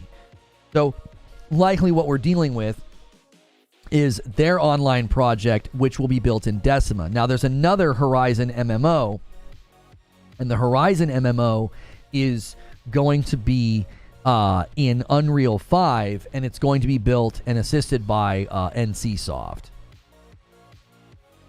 So that is a separate project. So according to Jor Raptor, the Horizon Online game, if he's correct, I think his observation about the job listing is quite good. I think that, yeah, we could be looking at an online Horizon game next year. Yo, Doc Dark got a gifted membership from me. That's the 5 that I owe you guys. Guys, keep it going with the like count. Keep it going with the members. Whether you're celebrating a renewal, gifting a member, or if you've never done a membership before on YouTube, try it out here. Click join. It's $6. Pick Member Plus. Make sure you pick the Member Plus for $6. Try it out for a month and see if you like it. You get extra content, extra talk shows. You get into my Discord. You get a lot.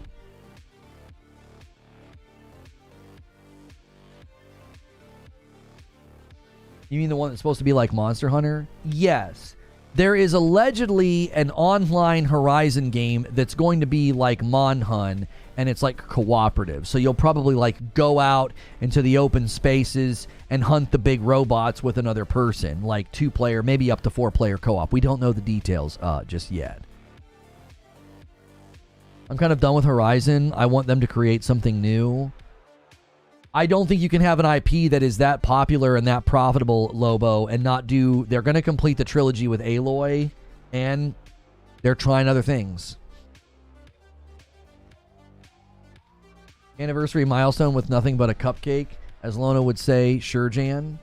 Wait, did you renew your membership? Did I not say something to you, Jeraith? Did I miss you? What are you talking about? Anniversary milestone? Viewers are discussing upcoming game events and releases, including Forza, Stalker 2, PlayStation 30th anniversary. Some viewers are expressing their disappointment. There will be no showcase in December. That's right.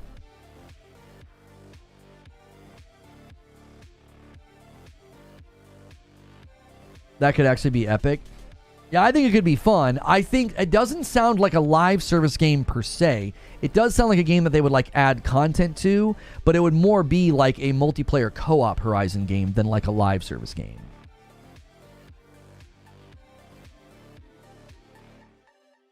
I wouldn't say no to a co-op version of Horizon, right? Like with the way the different abilities and different weapons can like complement each other. One of you could be like tying the guy down. The other could be doing like DPS. It could be really fun. Yo, the Agent of Chaos is pimp-tastical. He moves us past 225. That's why you guys want to be at Member Plus, and that's why you want to celebrate those renewals. Thank you so much, Pimp. Check my last statement about a December showcase. Corey says... Guerrilla's been hiring for QA online games. It feels significantly smoother. The irony is most of these bots expose the fact. How far back do you want me to go into your statements, Corey? You're not talking about the PlayStation Showcase in your recent 5, 6, 7, 8. Can you just say it again? I don't know how far back you want me to go, brother. I just clicked on your chat history. I'm not seeing it. The one after that? I just looked, homie. It feels significantly smoother than the performance mode. The irony is lost. If the ABK deal had been successfully blocked, Microsoft would have at least tried to keep the console for the remainder of this gen. I'm not seeing anything about the showcase, brother. Just type it again. You're sending me on a wild goose chase. There's no wild goose. Farming different monsters for upgrades. El Duderino says, I'm in the same boat. Excited for Horizon MMO, but the mainline games I've reflected on just feel like they're fine action games, but nothing memorable for me. Yeah, I don't agree with that at all. Burning Shores especially. I thought Burning Shores was just absolutely just such a display of what they can do with that game. And that game and that engine. They can do quite a bit with that. If PlayStation's not careful, they will either kill their Horizon series with too many remakes or maybe too many games, or they have all these games and it's drained the series just like Halo. I mean, you can definitely have too much of a good thing. I won't deny that. I certainly won't deny that. What's good, Emu Billy? Who else wants a PlayStation Showcase? Yeah, I mean, a PlayStation Showcase 2024 I think would be good. Again, they didn't do one, and then they did one last year, and it was fine, but a lot of people were disappointed by the lack of first party. And then this year, they don't do one in the summer when everybody else is doing showcases, so that's a little confusing. Everybody watched the State of Play, and they judged it as if it were a showcase because that's what they were expecting.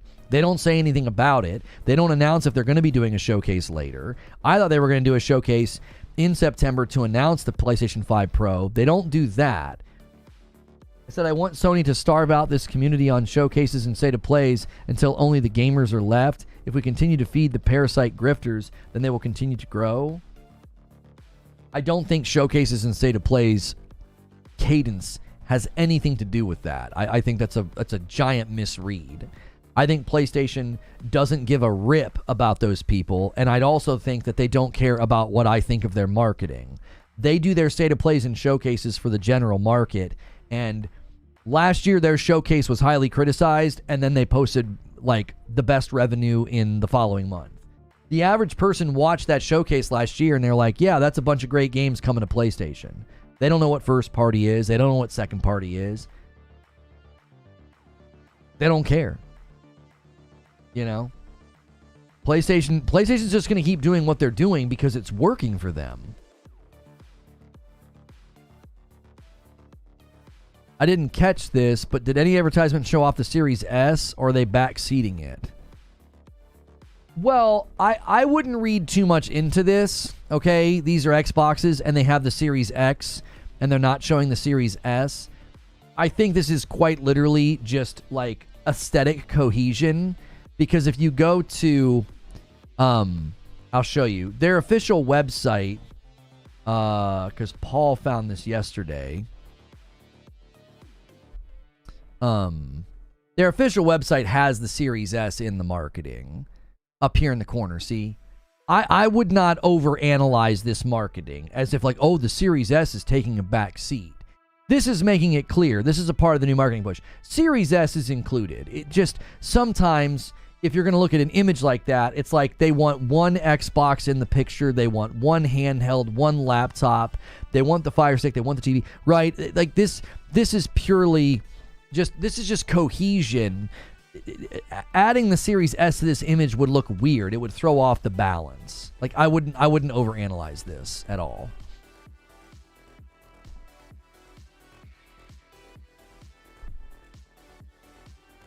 Horizon Online could be incredible. The world's definitely built for it already.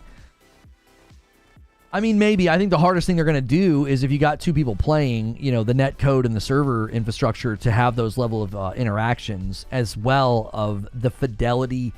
This, I think, is going to be a challenge for Horizon. If they try to do an MMO or Horizon Online, generally speaking, online experiences and MMOs, graphical fidelity has to come down. Well, Horizon Forbidden West is sort of like center stage right now as the best looking PlayStation game. You start talking about a Horizon Online game and I come to play it and it looks like you've dumbed everything down, that could be a huge turnoff. So I think that adds credence to the rumor that Horizon Online will be in a very different art style. I think they're going to have to put it in a different art style to make it clear it's not going to be a graphical tour de force. It's going to be an online game where those elements are more subdued. I absolutely agree with you. However, I think that as long as we continue to give grifters ammo for content, then they erode the messaging from Sony. You can't legislate to these people, Corey. Trust me. Trust me. I have been creating content for almost a decade, and the last 2 years have taught me something.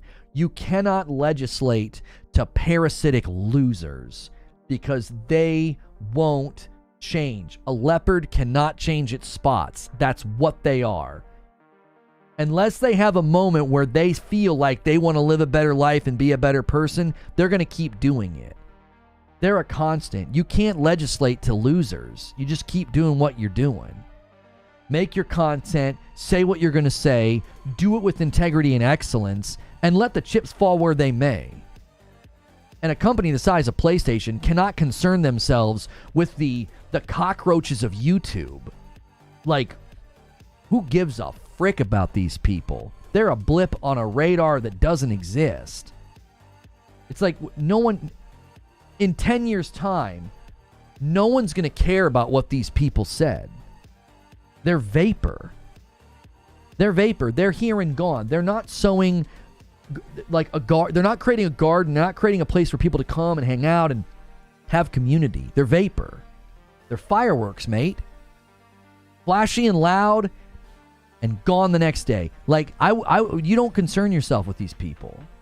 I think people give them too much credit, too much credence, and too much attention. They don't matter. In the grand scheme of things, they don't matter.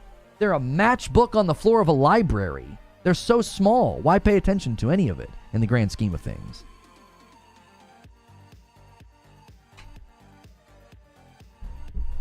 Would this be the first iteration of an online game using the Decima engine? We could finally see how it holds up. I mean, maybe. Yeah, no, I think you're right. I don't, because we looked the other day, there aren't a lot of games in Decima. So yeah, an online game in Decima, this would be a test of like, you know, how, if the engine can do, how versatile is the engine, right? Because I'm kind of a fan of the Decima engine because all of the jagged edges that come with Unreal. I feel like Decima is a really, really solid engine that we're seeing used to great effect by both Kojima Productions as well as Guerrilla. Technically Killzone Shadowfall. Well, yeah, that had multiplayer. Mm-hmm. Do the Death Stranding ladders count as online? No, I don't think so. I don't think so. Yeah, a game where everybody can like run around and interact with like these big, huge robots, and you've got the netcode, and you've got to be resolving behavior of the enemies and the movement of the players with the server and the client, like resolving all of that. Like, yeah, that's an engine's going to have an effect on that. Do you know what happened to Detective Seeds? His Twitter is gone. Yes, I went looking for his Twitter account last night. And he won't mind me sharing this. I went looking for his Twitter account last night, and I was going to send him a DM, but I forgot to, and then he DM'd me this morning. I was looking for his tweets about the PlayStation Showcase.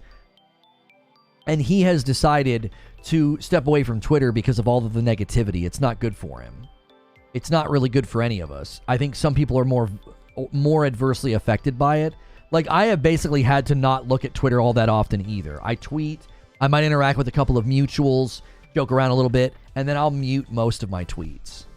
I mute most of them because that just these absolute buffoons jump on them and insult and yell and scream and seethe and maul about stuff that, like, this all is supposed to be here for our enjoyment. And people weaponize everything. It just doesn't matter what it is. They weaponize everything. They can't just interact with different opinions. They have to. Everything's an attack. Everything's personal.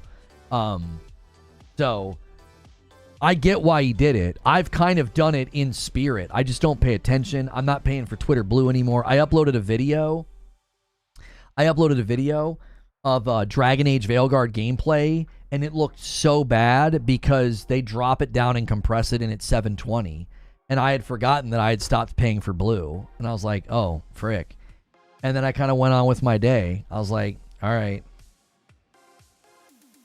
It just isn't worth it. The inmates are running the asylum, and it's not worth it. The people that live online terminally, I mean, a lot of these people have zero self-awareness, they have mental health issues, and they quite literally spend their day trying to bring you down to their level, and they want you to be upset, angry, gaslit, triggered, whatever. They're trying to do everything they can to spread their misery, and it's just like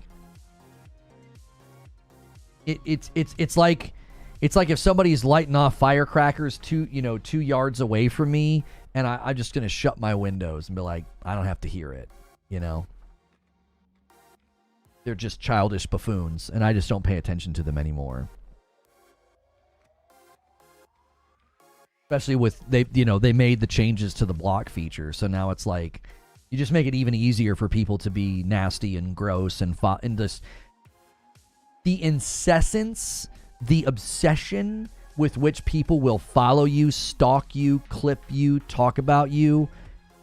It's disturbing. It is. It's disturbing behavior. And so I just have decided it's not worth looking at. Let them. An image I found when I looked up the leak for the Horizon multiplayer game. Yeah, so this will likely be, again, this is what started the rumor that the art style would be vastly different. And this could be promotional art or concept or a bit of both. To me, what this looks like a prequel. This looks like a prequel, something that would likely not include Aloy, would not include focuses. I'm seeing all primitive weaponry. So it's very likely we would get a game that would make sense of the co-op, right? You have to work together because your power is quite a bit more limited than what Aloy is running around with, right? Now, maybe that'll be the scope of the game and the scope of the project, that as you get stronger, as you get, more stuff, maybe you do start getting more advanced weaponry, and that's part of the power fantasy. you know. That art style looks bad. I mean, I don't think it looks bad. I think the risk of an art style like this is that it would end up looking like all these other generic games like Wayfinder. It's got that Fortnite-ification feel. I definitely feel like they would want to make it look a little bit more serious than this, a little less cartoony. You know, there is a real risk right now. What's that one game where you like fight really tall bosses and it has that same feel and vibe? It has like that Fortnite-ified, oh shoot, what's it called? Like, it actually looks fun and the gameplay actually looks good. I can't remember the name of it, but there is a game like that coming out that's probably the biggest mark against it. Is I'm like, well, the gameplay looks fun, but it looks like another generic Unreal game. Like Wayfinders has that feel and vibe. It's like, it doesn't look... No, it's not Shadow of the Colossus, but it looks like Immortals Phoenix Rising with like really big boss fights. I can't think of the dadgum game. What's it called? Sven will probably think of it. Sven's usually good at remembering these. Sometimes Barrier is as well. Shoot. It's like Shadow of Colossus with respect to like the fights are very big, but it looks like Immortals Phoenix Rising. No, everybody's putting Shadow of Colossus because I talked about fighting really big bosses. That they were trying to guess the game I'm thinking of. Eternal Strands. That's it. I think Portal Forever just remembered it. I believe it's Eternal Strands. No, not Dauntless. Here, let's look it up. Eternal Strands. Yep. So this is another one of those games where there's just like a genericness to it. It's not that it doesn't look bad, but there is something very generic about this. It looks like Immortals Phoenix Rising. It looks like Fortnite. It looks like Wayfinders. You've got to avoid this aesthetic. I think more and more games have got to avoid this aesthetic. This game's gameplay actually looks really fun. It does. These environments really remind me of Dragon Age Veilguard, if I'm honest. Now, Dragon Age Veilguard looks more photorealistic than this. This looks like far more cartoonish than Veilguard. But this honestly looks like... Let me get to the gameplay. Here we go. The gameplay actually looks fun. It does. Yo, Jadix gifts a member. Thank you so much. Keeping the member count going. You guys are gonna want to get above 300. That way tomorrow will be a lot easier. I wanted you guys to see these boss fights because I think the boss fights actually look pretty cool. Because you've got like telekinetic powers. You've got like elemental powers. You climb the guy. I actually think this looks fun. It really does. Especially if this guy had co-op. I don't think this has co-op, but I actually think this game looks fun. That game was called Eternal Strands, but again, I think games are going to have to avoid that art aesthetic because if not, you're going to end up all looking the same. And to what Hilly and some of you were saying about that Horizon picture, it looks like it might fall into that same aesthetic. And it's like, I wouldn't do that if I were you. I thought Phoenix was too big. I kind of got bored with it. Immortals Phoenix Rising is one game that I wish I would have beat. I wish I would have beat it at the time because I got pretty far and then I kind of tapped out with it too. But my brother Derek has talked about how he had such a good time with it. Like he was so glad that he finished it.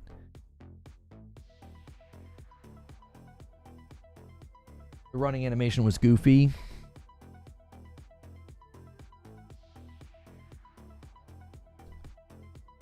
Immortals Phoenix Rising also had like a lot of DLC and additive content. They had one that was like a top-down.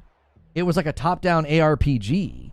They put a lot of love into that game. I was kind of bummed when we learned that there would not be a sequel. I was actually kind of bummed when that came out. I was like, really? I thought it was a really good game. I think the name hurt it, if I'm honest. It was originally going to be like Gods and Monsters, which is such a better name. I mean, that could have been a franchise, you know? That could have been a franchise. And instead, it's it's Immortals Phoenix Rising just doesn't have there's something awkward about it. It doesn't. Immortals was supposed to be the franchise, and then Phoenix Rising is like her, like the story is about her. Or I think you can be a guy in the story, can't you? I can't remember. No, you're a guy in the one DLC. But yeah, I remember thinking, like, man, Gods and Monsters probably would have helped it a little bit. I remember the very first trailer for it. I believe it dropped E3 2019 when I was there, and I was like, yo, this looks kind of sick. I want to play this, you know? Guys, take a quick second and smash that like button. Let's try to get 400 likes. You guys can ask questions as members. You can bring up other topics in the chat. There's so many of you here right now. What do you want to talk about? We're 5 away on the super chat goal as well. You can be a guy or girl in Phoenix Rising? You can? Oh, I thought you couldn't, but I think you're right. You can. You can pick between the two. Yeah. Yeah, I believe it was like Monster Energy told them. I think they got like a cease and desist. It was like, you can't name your game that, and I think that that's stupid. Like Gods and Monsters does not feel like, I don't know. Gods and Monsters doesn't feel like that. It doesn't feel like it's like impinging on Monster Energy drink. That's just bizarre.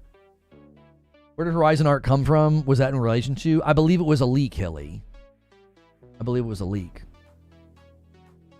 Gods of Egypt is my favorite movie. Bloodborne's not coming anytime soon. I think if we get a PS6... Yeah, but Bloodborne...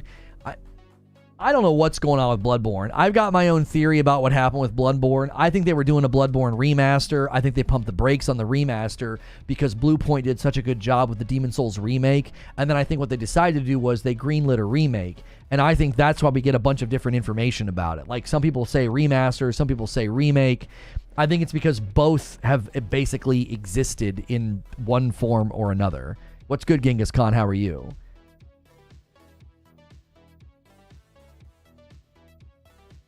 I was a male in Phoenix Rising. I named him Tenderfoot. I think it was, didn't they introduce a brand new character in one of the DLCs and he was a guy, like you had to play as him? Maybe that's what I'm getting confused by. I think I played the base Immortals Phoenix Rising. I think I played that as a girl, and just because it felt like that was what the game was designed around, right? I was gonna play as her. And I think other people, you could go in and you could like change your skin color. I think I made mine look like the Hulk at one point. So yeah, there were ways I think to customize your character in the beginning that I just kind of forgot about. I'm trying out Thaumaturge. Could do with knowing Eastern European history. Feels like I'm in a Dostoevsky novel. Dostoevsky, right? Dostoevsky novel. There's a DLC that changes the main character. Yeah, I think that's what confused me. Yeah. That was a solid game, though. Immortals Phoenix Rising was solid. Yeah, I think I made my character look like She-Hulk, if I remember right. Like, I made her green. I think everybody called her Fiona. I think they called her Fiona. Because she looked like straight out of Shrek. So...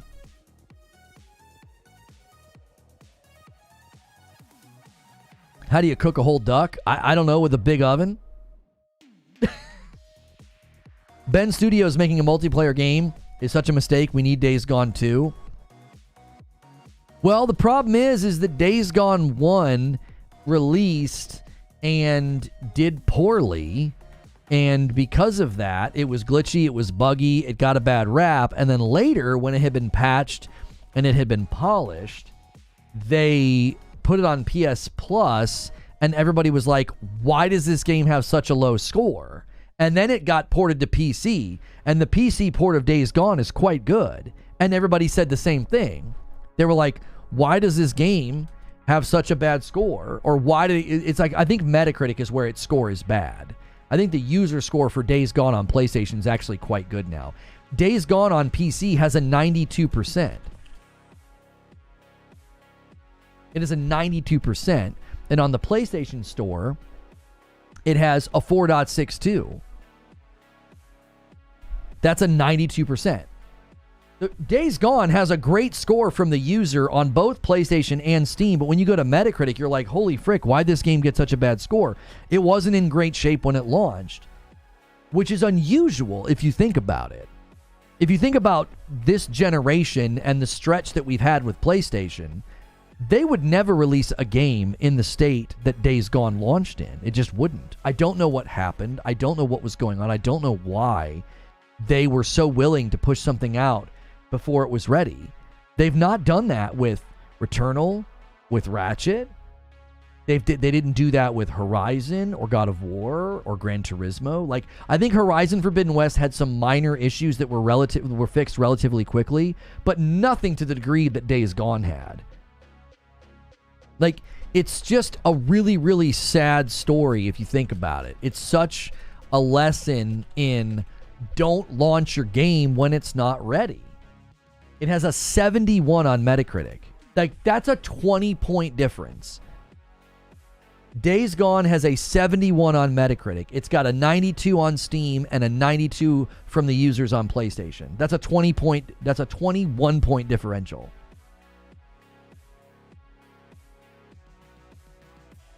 You know, it's really unfortunate. Now, there was one review outlet that was like, why do we have to play another game as the gruff, grumpy white man? And it's like, okay, fine. You want to judge the game because the protagonist is, somewhat in a cliche. Get the frick over it. Those games are popular for a reason. The target audience wants to play as characters like that, okay? This is a business after all, and that's the economic reality. So that one review, though, didn't tank it or pull it down, as some people have tried to claim. That's not what happened. That's not what happened. I think the bugs, the glitches, the lack of polish, I just think it really, really hurt it. And they go to get, they internally, this never was pitched to PlayStation, by the way. We actually researched this recently. They internally pitched a sequel, and Ben Studio said no. So, Days Gone was 2 delays overdue. It was supposed to come out in December of 2018, then February 2019, and then the eventual release of April 2019. You're saying Days Gone is as good as Ghost of Tsushima? I don't think anybody here has said that. Maybe somebody did. They're open to their opinion. Not true. Not all gamers are white males. I didn't say they were. You're shadowboxing. I said that's a big target audience. There are a lot of white men in the gaming world. So when you make a game with a gruff, strong, or angry white male, that's a big target audience. So yeah, you're right. Not all gamers are white males. I didn't say that. Congratulations. You're hitting against a point I never made. And whether or not you think Days Gone is as good as Ghost of Tsushima is immaterial to the discussion, because it got a really bad Metacritic score because it launched and it wasn't ready. Once it got patched, once it got polished, and the polished, better version of the game hit PS Plus and hit PC as a port, everyone said, why does this game have a 71 on Metacritic? This is a good game. This is a good game. And it's got a 92. It's got a 92. The users have given it a 92 universally across the board. The review scared me off. I mean, it should have scared anybody off. At least back then, review outlets would tell you if a game wasn't ready, unlike the abysmal state of review culture, and nobody clued anybody into how bad Jedi Survivor was or how bad Star Wars Outlaws was. I just think a sequel isn't necessary. If you say so. No, not if I say so. That's what I said, and you misinterpreted it. Your inability to hear and intake information accurately is your own problem, not if I say so. I have said repeatedly that Days Gone is my favorite PlayStation game. Ghost of Tsushima is my second. Yeah, and you're welcome to think that. I would say it the other way around. I would say that Ghost of Tsushima is, like, I think, It and Returnal are probably two of my all-time favorite PlayStation games, two of my all-time favorite games in general. And Days Gone is one that I certainly would like to go back and do a full playthrough on. I got pretty far on PC and then was like, I'd much rather play this in my living room, and I would much rather play it on my PlayStation 5 Pro. Why are those games being compared? I'm confused. I'm not sure. I'm not sure if somebody in chat invoked one against the other. I don't know. They both are great games in their own right. You know, they're both great games in their own right. They're really fun to play, and they've got I think they've got really good graphics. I think Days Gone has some of the best emotion capture I've seen. It's got I think quite good emotion capture. Like the way they capture the emotions of the people's faces and stuff, it's just absolutely phenomenal. Returnal, I can't wait for Housemarque's new game. Yeah, Housemarque's currently working on something. People are like, oh, is Returnal going to get a PS5 Pro enhanced patch? And I'm like, I don't know.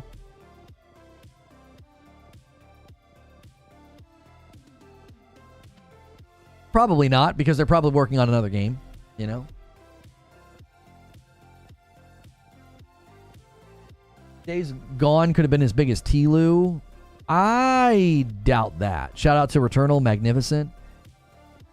Yeah, Returnal got a raw deal because people couldn't get past Biome 3, so a lot of the reviews were very limited. A vast majority of the reviews didn't beat Returnal, so they were reviewing like half of the game. My opinion on Returnal elevated tenfold when I finally did a full playthrough. I got stuck just like everybody else did on Biome 3. They rebalanced it because it was a difficulty spike that was, you know, causing a lot of people to do what I did, which was not do a complete run. When I finally did do a complete run, I said, this is my game of the year. It was the best game I played that year.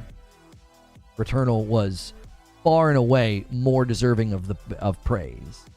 And it got more praise as time went on because more people went back after the patch and beat it and said, this is a dadgum masterpiece, you know. It's unfortunate because when it got to the BAFTAs, it won a bunch of awards. But when it came to the Game Awards, Deathloop was up on the podium instead of Returnal, which is a joke. How is Lego Horizon? We will be playing Lego Horizon Adventures gameplay in about a half an hour. We'll be jumping in and playing. If you guys stick around, that's great. We can keep on having discussions. If you want to talk about Phil Spencer, everything is an Xbox Now marketing. We've talked about that. We've talked about the PlayStation Showcase. We've talked about the Horizon online game. We've talked about a lot. Tlu had those extreme story beats that took it to a whole new level. It's rare that I'm that emotionally touched by a game. Yeah, I couldn't see Days Gone getting to that level. It was far more focused on having like an open world gameplay loop than telling like a super compelling story. Last of Us is on like the other end of the spectrum, more contained, more curated set pieces for encounters and a really strong story. And Days Gone has a strong story, but it's more about like opening up the sandbox, opening up like your experience to be more dictated by where do you want to go and what do you want to do, and side quests and an open world map and collectibles and stuff. Nobody likes Deathloop. Deathloop was super mediocre. It got media darling treatment, and there's like 1,000 theories as to why, but Deathloop did not deserve 9.5s and 10s. It was super mediocre. Jeff Keighley says, the nominees for the 10th anniversary of the Game Awards will be revealed on Monday. Join me for our global nomination announcement live stream, noon Eastern. So our second stream just got booked for Monday. We will co-stream that with Mr. Keighley. I actually like Jeff, unlike all these other hating losers in the gaming world that constantly attack him and virtue signal. People are freaking annoying and childish. Deathloop was missold as an action game. It's more like a time travel puzzle game. It's a strange game. It's creative, art style is cool, voice acting was excellent, but it didn't deserve the media darling treatment. It got treated like it was a game of the year, and it wasn't.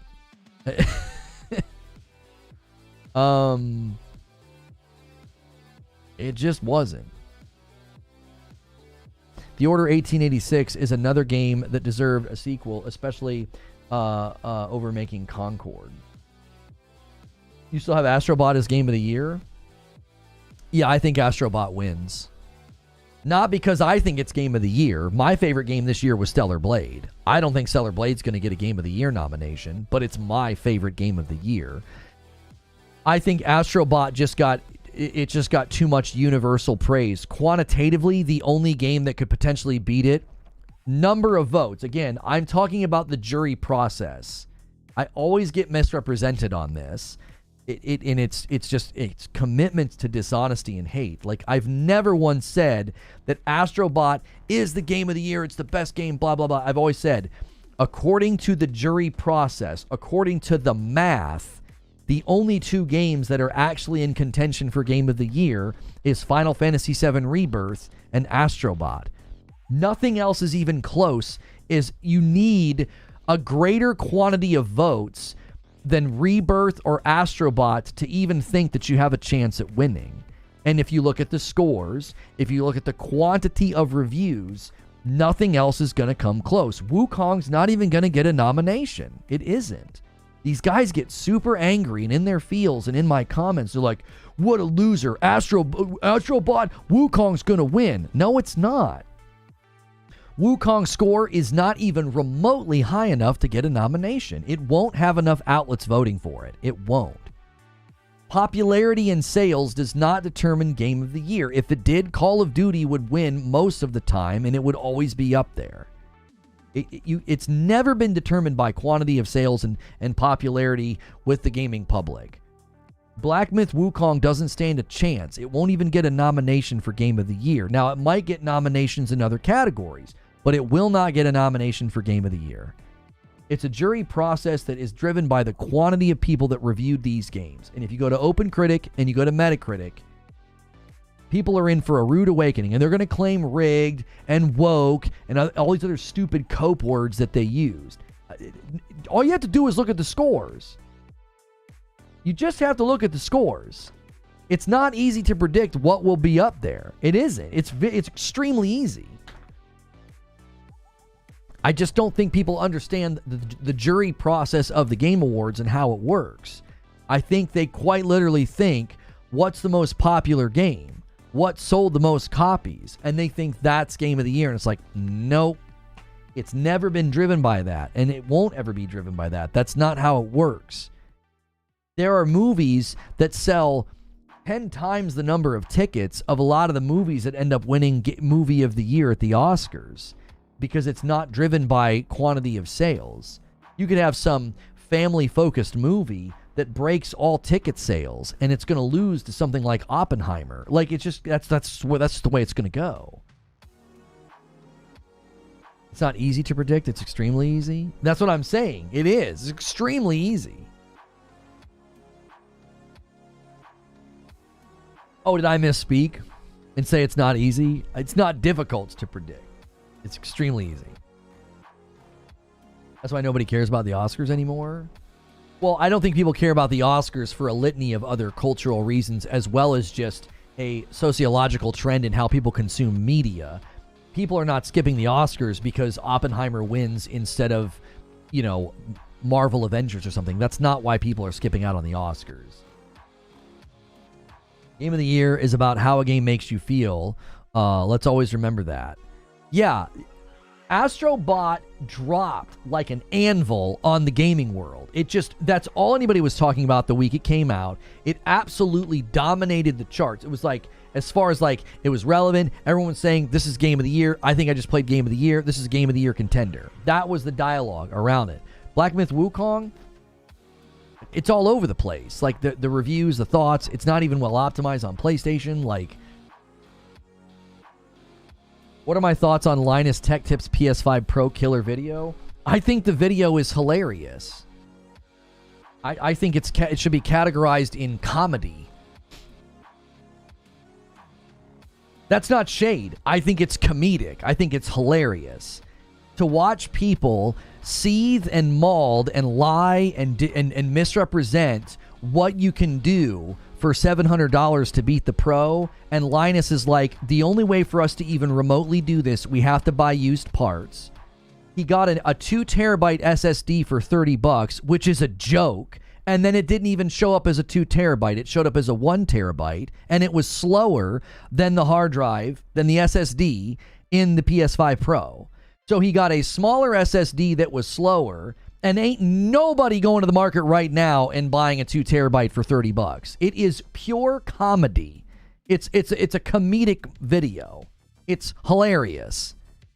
He doesn't put Wi-Fi 7 in it. He doesn't include a DualSense. So he does not match the PS5 Pro pound for pound with respect to the hardware that you get in a PS5 Pro. And people are like, LOL, who's gaming over Wi-Fi? It doesn't matter. It's a piece of tech in the PS5 Pro that could potentially benefit me. If I take my Pro to my friend's house and he's got Wi-Fi 6 and we're trying to download something and he doesn't have an Ethernet cable, that Wi-Fi 7 is going to benefit me. So he doesn't put Wi-Fi 7 in. He uses used parts. It's a slower, smaller hard drive. And then they don't even compare Horizon Forbidden West. It's comedy. It's a comedic video. It's hilarious. You didn't match the PlayStation pound for pound. You only even got close to the price by buying used and by getting ripped off. He got ripped off. Bought a $30 2 terabyte hard drive and got sent a 1 terabyte. Hilarious. All these people, I can buy a PC and get used parts and I can do it and it'll match the PS5 Pro. And then the rig that he builds, it doesn't even match the Pro. The Pro runs the games better. He's got to turn features off and turn things down in Dragon Age Veilguard. He's tweaking things and fiddling with things in Ratchet and Clank. I would love him to do another video with that same rig and let's see how Horizon Forbidden West runs. Let's see it. Larger areas, more reflections, more ray tracing, more movement, more fidelity, more individual reflective pieces. Let's see it. Let's see it. Let's see that rig run Horizon Forbidden West. As John Linneman from Digital Foundry said that Horizon Forbidden West is like playing a high-end PC game on the Pro. Why don't you compare the Big Daddy? And why don't we make the real video? Yeah? Make the real video. Budget yourself $700, include a DualSense, include Wi-Fi 7, and buy new parts. And then let's play some games. Make that video. Because I bought a brand new piece of hardware out of the box with the warranty for $700. Do the same thing. Do it. And you got to include the DualSense, and you got to include Wi-Fi 7, because you're matching the PS5 Pro pound for pound, part for part. And budget yourself $700, which, by the way, after you buy an $80 DualSense and your Wi-Fi 7, I can't wait to see how strong the PC is. I can't wait. Do it. And then let's see how it runs Horizon. Let's see how it runs Ratchet. Do it. Nobody's going to make that video. Nobody. You got to stroke the ego of the PC Master Race audience like, whoo, oh, we can breathe easy. Linus got ripped off and bought a weaker, slower, smaller hard drive and used parts and built a PC that doesn't even keep up with the Pro, but I can get to the end of the video and feel like, well, it's still a good option. I can still build a PC for around $700. Jiminy Christmas. Jiminy Christmas. What a joke. This conversation has been a joke since it started. It's been a joke since the beginning. For anybody to think that you are going to go out and buy a PC for the same amount of money that was going to do what Sony said. The reason people fixated on the price, the reason that people like Mudahar said, oh, you could buy this $1,400 pre-built from Best Buy that had a smaller hard drive and weaker parts, the reason they did that is because Mark Cerny walked out and said something that shook them. They were like, oh my gosh, it's going to be able to do what? And they're all like, my rig can't do that. My PC can't do that.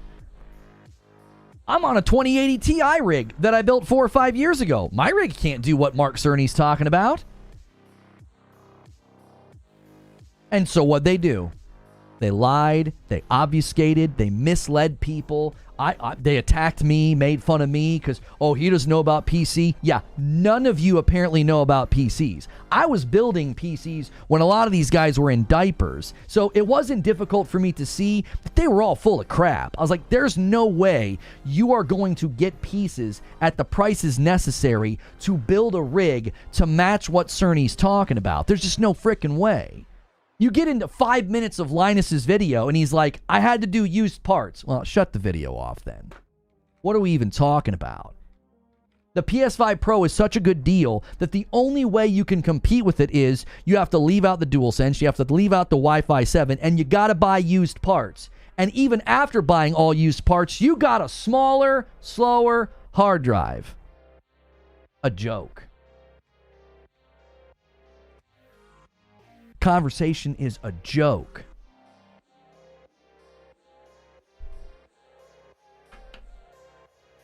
And then, after they do all of that, and you jump through every hoop and break your back, and you're making people think they can go get 2 terabyte SSDs for $30. That's another great thing to do. That's really helpful to the consumer. Give them a false impression about what they can go and buy. And then you don't compare Horizon Forbidden West, the best looking game on PS5 Pro, and you don't even compare it. Why? It would have been embarrassing. The level of difficulty of getting that game to run anywhere close to what the Pro can do, it would have been a joke. It would have been like, what in the frick is this?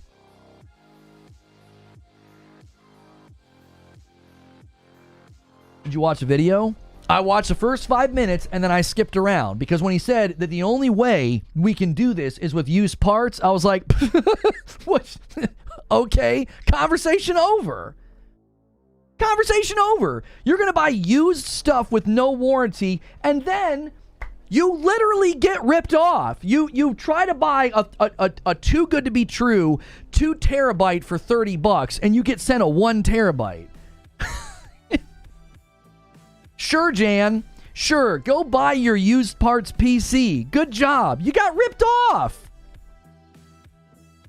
That would be like somebody saying, well, I can get the PS5 Pro for $300. Yuck, yuck, yuck. And then I buy it on some resale site and they send me the base PS5. And I'm like, oops-a-daisy. I got ripped off. Like, come on. They did not.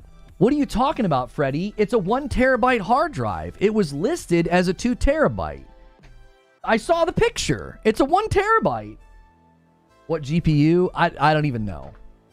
I skipped to the sections for the side-by-side comparisons. And when Ratchet was looking rough and he's changing things and tweaking things and they stayed in certain areas or only went to certain contained areas, I was like, this is a joke. Where's Horizon Forbidden West? Where's Horizon Forbidden West? Go to Burning Shores and look at the water and run around. Go get in a really big fight in Horizon Forbidden West on your used parts PC. Do it. Go play Horizon Forbidden West. Do the side-by-side with the Big Daddy. Because that's where things are headed. You see, everybody's missing the forest for the trees. It's like you bargain bin, dive down, and buy parts that aren't even right, or you leave parts out just to get the rig as low price as possible, and then it barely holds its own against, like, The Last of Us and Ratchet. Horizon Forbidden West, that's where things are going. That's where things are going. That's the Big Daddy.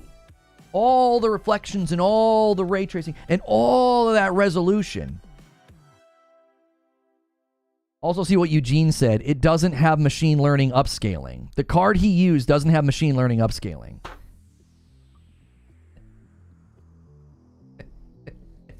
Like I said,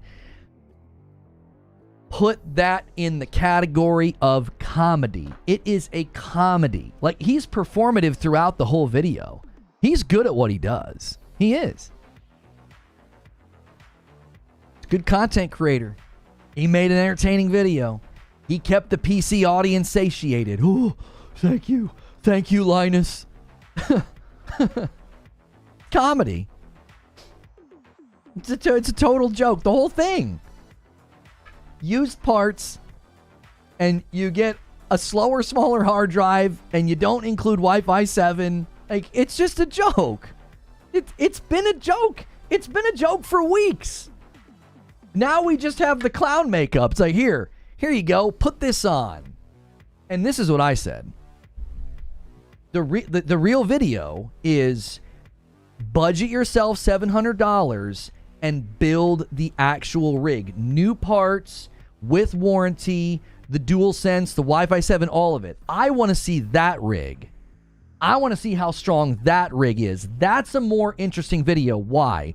Because if you're actually doing a comparison and you're saying, I have $700 to spend, should I spend it on the PS5 Pro or should I attempt to build a rig? If you're going to do the comparison, then do the comparison.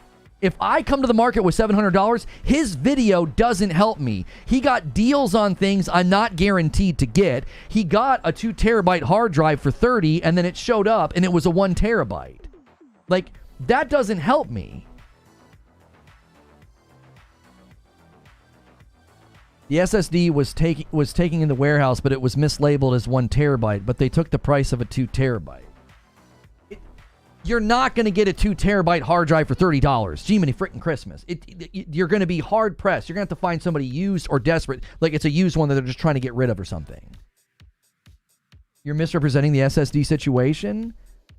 What do you mean? They hold up a 1 terabyte hard drive in the video.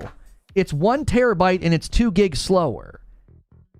So you didn't even match the PlayStation 5 Pro. What are we even talking about? They're not just used parts. They're not even equal.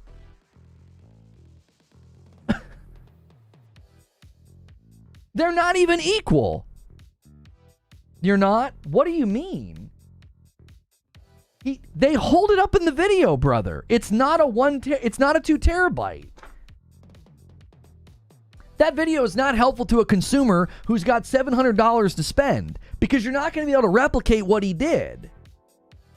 You're not going to be able to replicate what he did. You got to find the parts at the exact price that he did, a 2 terabyte for that price. Are you kidding me? The real test would be to buy everything that you need to match the Pro and then show us the power of that rig.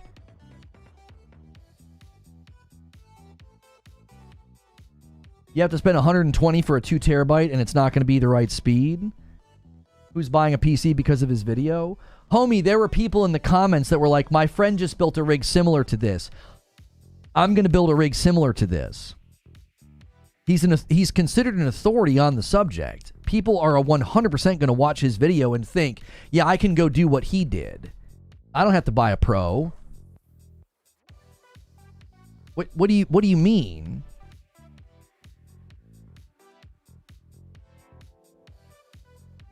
Like, he's considered an authority. The people are going to go to that video and be like, oh, I can do what Linus did. They used AMD 7800, but I will say this, next year AMD will have the same tech as PSSR, so then we will know if 750 in February when the 8800 series. Yeah, but aren't you going to have to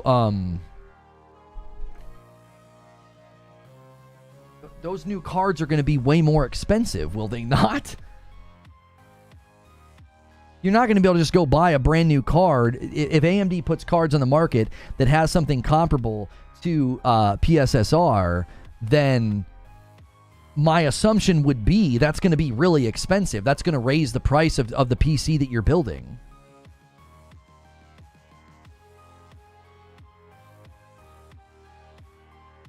They took the SSD in their warehouse. They did not buy anything. Okay, it was my understanding that he indicated they could get that SSD for $30. They're adding up prices, are they not? What price does Linus assign to the SSD, Freddy? What price does he assign to it? I may have gotten the facts wrong about where it came from. Oh no, clip me and call me a liar. The SSD is a 1 terabyte and it's slower. What price did he assign to the SSD in the price breakdown? What price? Do it. Walk right into the trap card. I want you to. What price?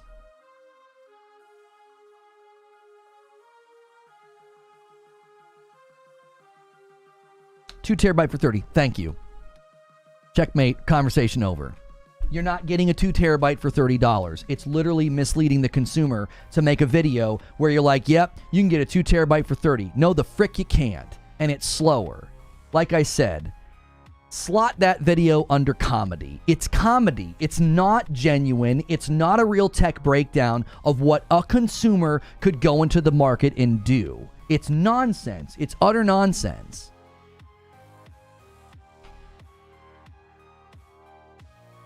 Jack Garland with a $5 super chat. Yo, I can get a PC that matches the Pro for $700 from a guy who knows a guy who found one that fell off the back of a truck. You guys have 7 minutes to hit the super chat goal. You want to make confetti, you got 7 minutes. It's also really dumb to buy a used NVMe.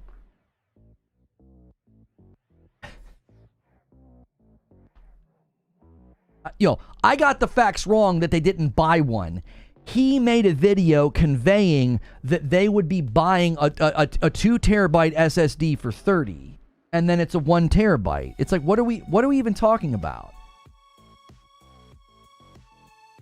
If you're, like I said, no one's gonna make the video. I told you that nobody would make the video. I'm waiting for the real video. Linus's video is not the real video. It isn't.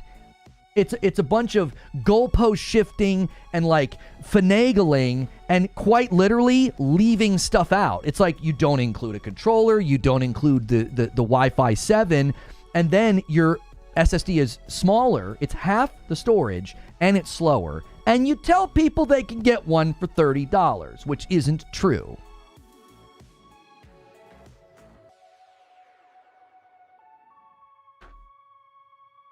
Make the real video. We had to hear for weeks from PC guys, PC-centric YouTubers, PC outlets, PC Master Race weirdos that you could do this, that you could build a rig and it would beat the PS5 Pro, be better than the Pro, or be equal to the Pro. No one's making the video because it's not possible, and they were all lying. They're liars. They don't have integrity. They're not concerned about honesty and accuracy. They're liars. They're grifters. Make the real video. If not, you're just a lying coward. That's the gauntlet I'm going to keep throwing down. If you don't make the real video, if you don't build the rig for the 700 and actually put real parts in it, new parts with warranties, then you're just a lying coward. Thank you so much, Insomniac Black, with a $5 super chat tip. 5 minutes for 2 more. Insomniac's like, gimme. He wants the confetti. I'll add 5 to the total. It's the same guy that had to make a public apology to Mark Cerny when the PS5 was announced. Well, and again, 5 minutes into the video, he's like, the only way we can do this is with used parts. It's like, well, then the conversation's over, isn't it? For the record, Linus is not a liar, a coward, or a grifter. He's referring to Twitter users. If you're conveying to people that they can get a 2 terabyte for $30, you're lying. That's a lie. That's not true. If you're conveying to people that you can build this rig for $700 and you're including parts that aren't as strong, aren't as big, and they're not at the price point in the market of a used 2 terabyte, you're lying to the public. I consider that to be dishonest. I don't respect the video like that. I'm not out here trying to play diplomatic. That's not honest. That's not honest. I'm too rigidly committed to honesty to play nice here. That's not honest. To tell people they can get a 2 terabyte for $30, to not include all the parts, it's dishonest. Like, you're giving people a false impression. Giving people the impression that they can go build the rig for this much money and for it to match, no, I find that to be dishonest. Insomniac Black with a $5 tip. Insomniac Black with a $5 tip. And then a 75 from Behemoth. PS5 Pro is so strong and it brings nightmares to some people. When will they accept the fact that the advice is great and worth the price? Thank you. There's the confetti. I owe you guys 5 members. I want the factual, honest, non-finagled video. Don't give people impressions that aren't accurate. That immediately makes me say, well, this video is just for entertainment purposes. This isn't factual. It's not factual. It's like, I want the factual video. I want the facts. I felt like he added the required context to not be considered misleading. He just failed at his goal. I think it's too easy for the layman to watch that video creature and walk away with a bunch of false impressions. It's extremely easy to watch a video like that and walk away with a false impression. Oh, he assigned $30 to a 2 terabyte SSD. You can't excuse that. That's ridiculous. I went back and I rewatched the section about the SSD. He did not use the $30 one. Instead, he used a $75 WB Black SN850 in the build. So yeah, again, that's just confusing to people. It's like you're going to say it's 30, but then you're going to use a different one? Come on, man. That's just too easy for people to get misled on. And to think that they can go buy a 2 terabyte SSD for $30.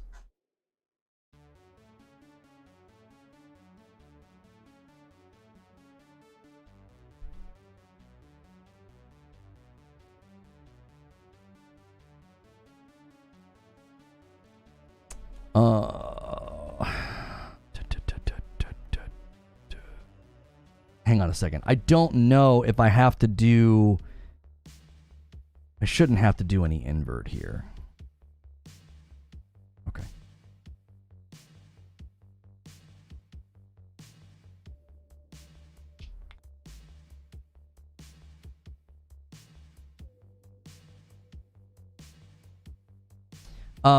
Has any content creator built an actual one-to-one PS5 Pro PC rig? Listen, we've got to move on. We've got to move on to gameplay. There are 2 videos to make, and this is what's frustrating about it, is because they would be helpful, they'd be informative, and they would get tons of clicks. You need to make the rig that actually matches the Pro and put the price tag out. Go buy all the parts brand new. What's the price tag? Then you need to make the video of, we only have $700 to spend, and we automatically have to get the DualSense and the Wi-Fi 7 to match this thing pound for pound.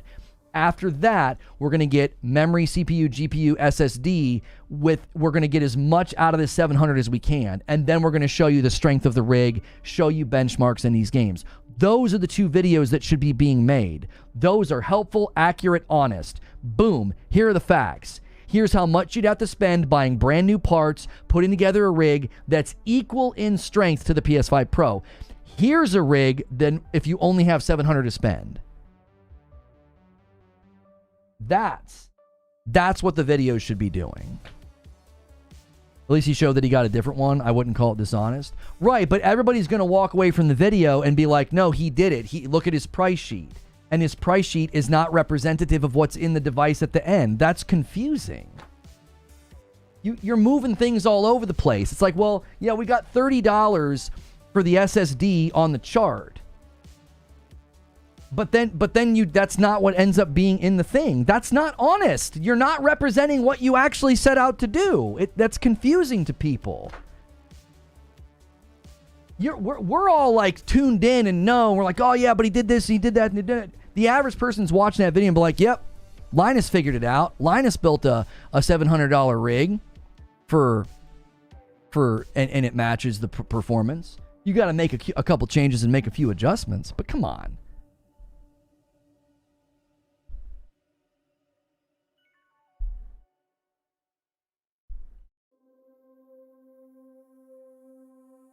I'm trying to get my capture card working. Hang on 1 second. Videos like that serve a purpose. People go and they're looking for the price sheet. They're looking for the stats. They're looking for all the hardware. And his video has information in it that's misleading and unhelpful. You can't get a 2 terabyte for 30. So why is he claiming that you can?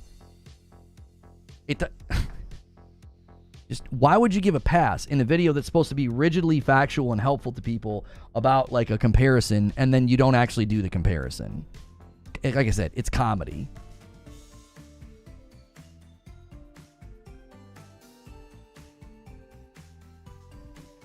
All right, make sure you guys smash like on the way out. Keep those members rolling. I gifted the 5 that I owe you. We're well on our way. You guys are going to want to end today. You're going to want to end today at 300 to keep us on pace. I am going to ping the Discord. I'm going to spam a link in chat. And we're going to see if this game is as mediocre, boring, and short, and small, and lame as everybody has said it is.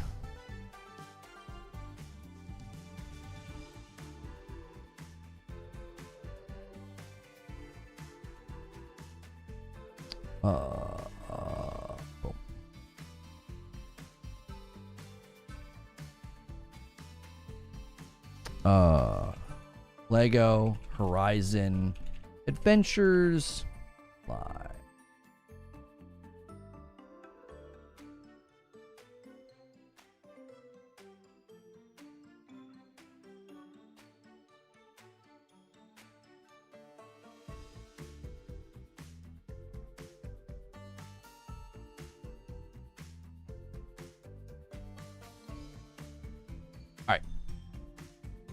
Send in my tweets. I ping the Discord. I'll spam a link in chat for you guys, and then we'll also redirect.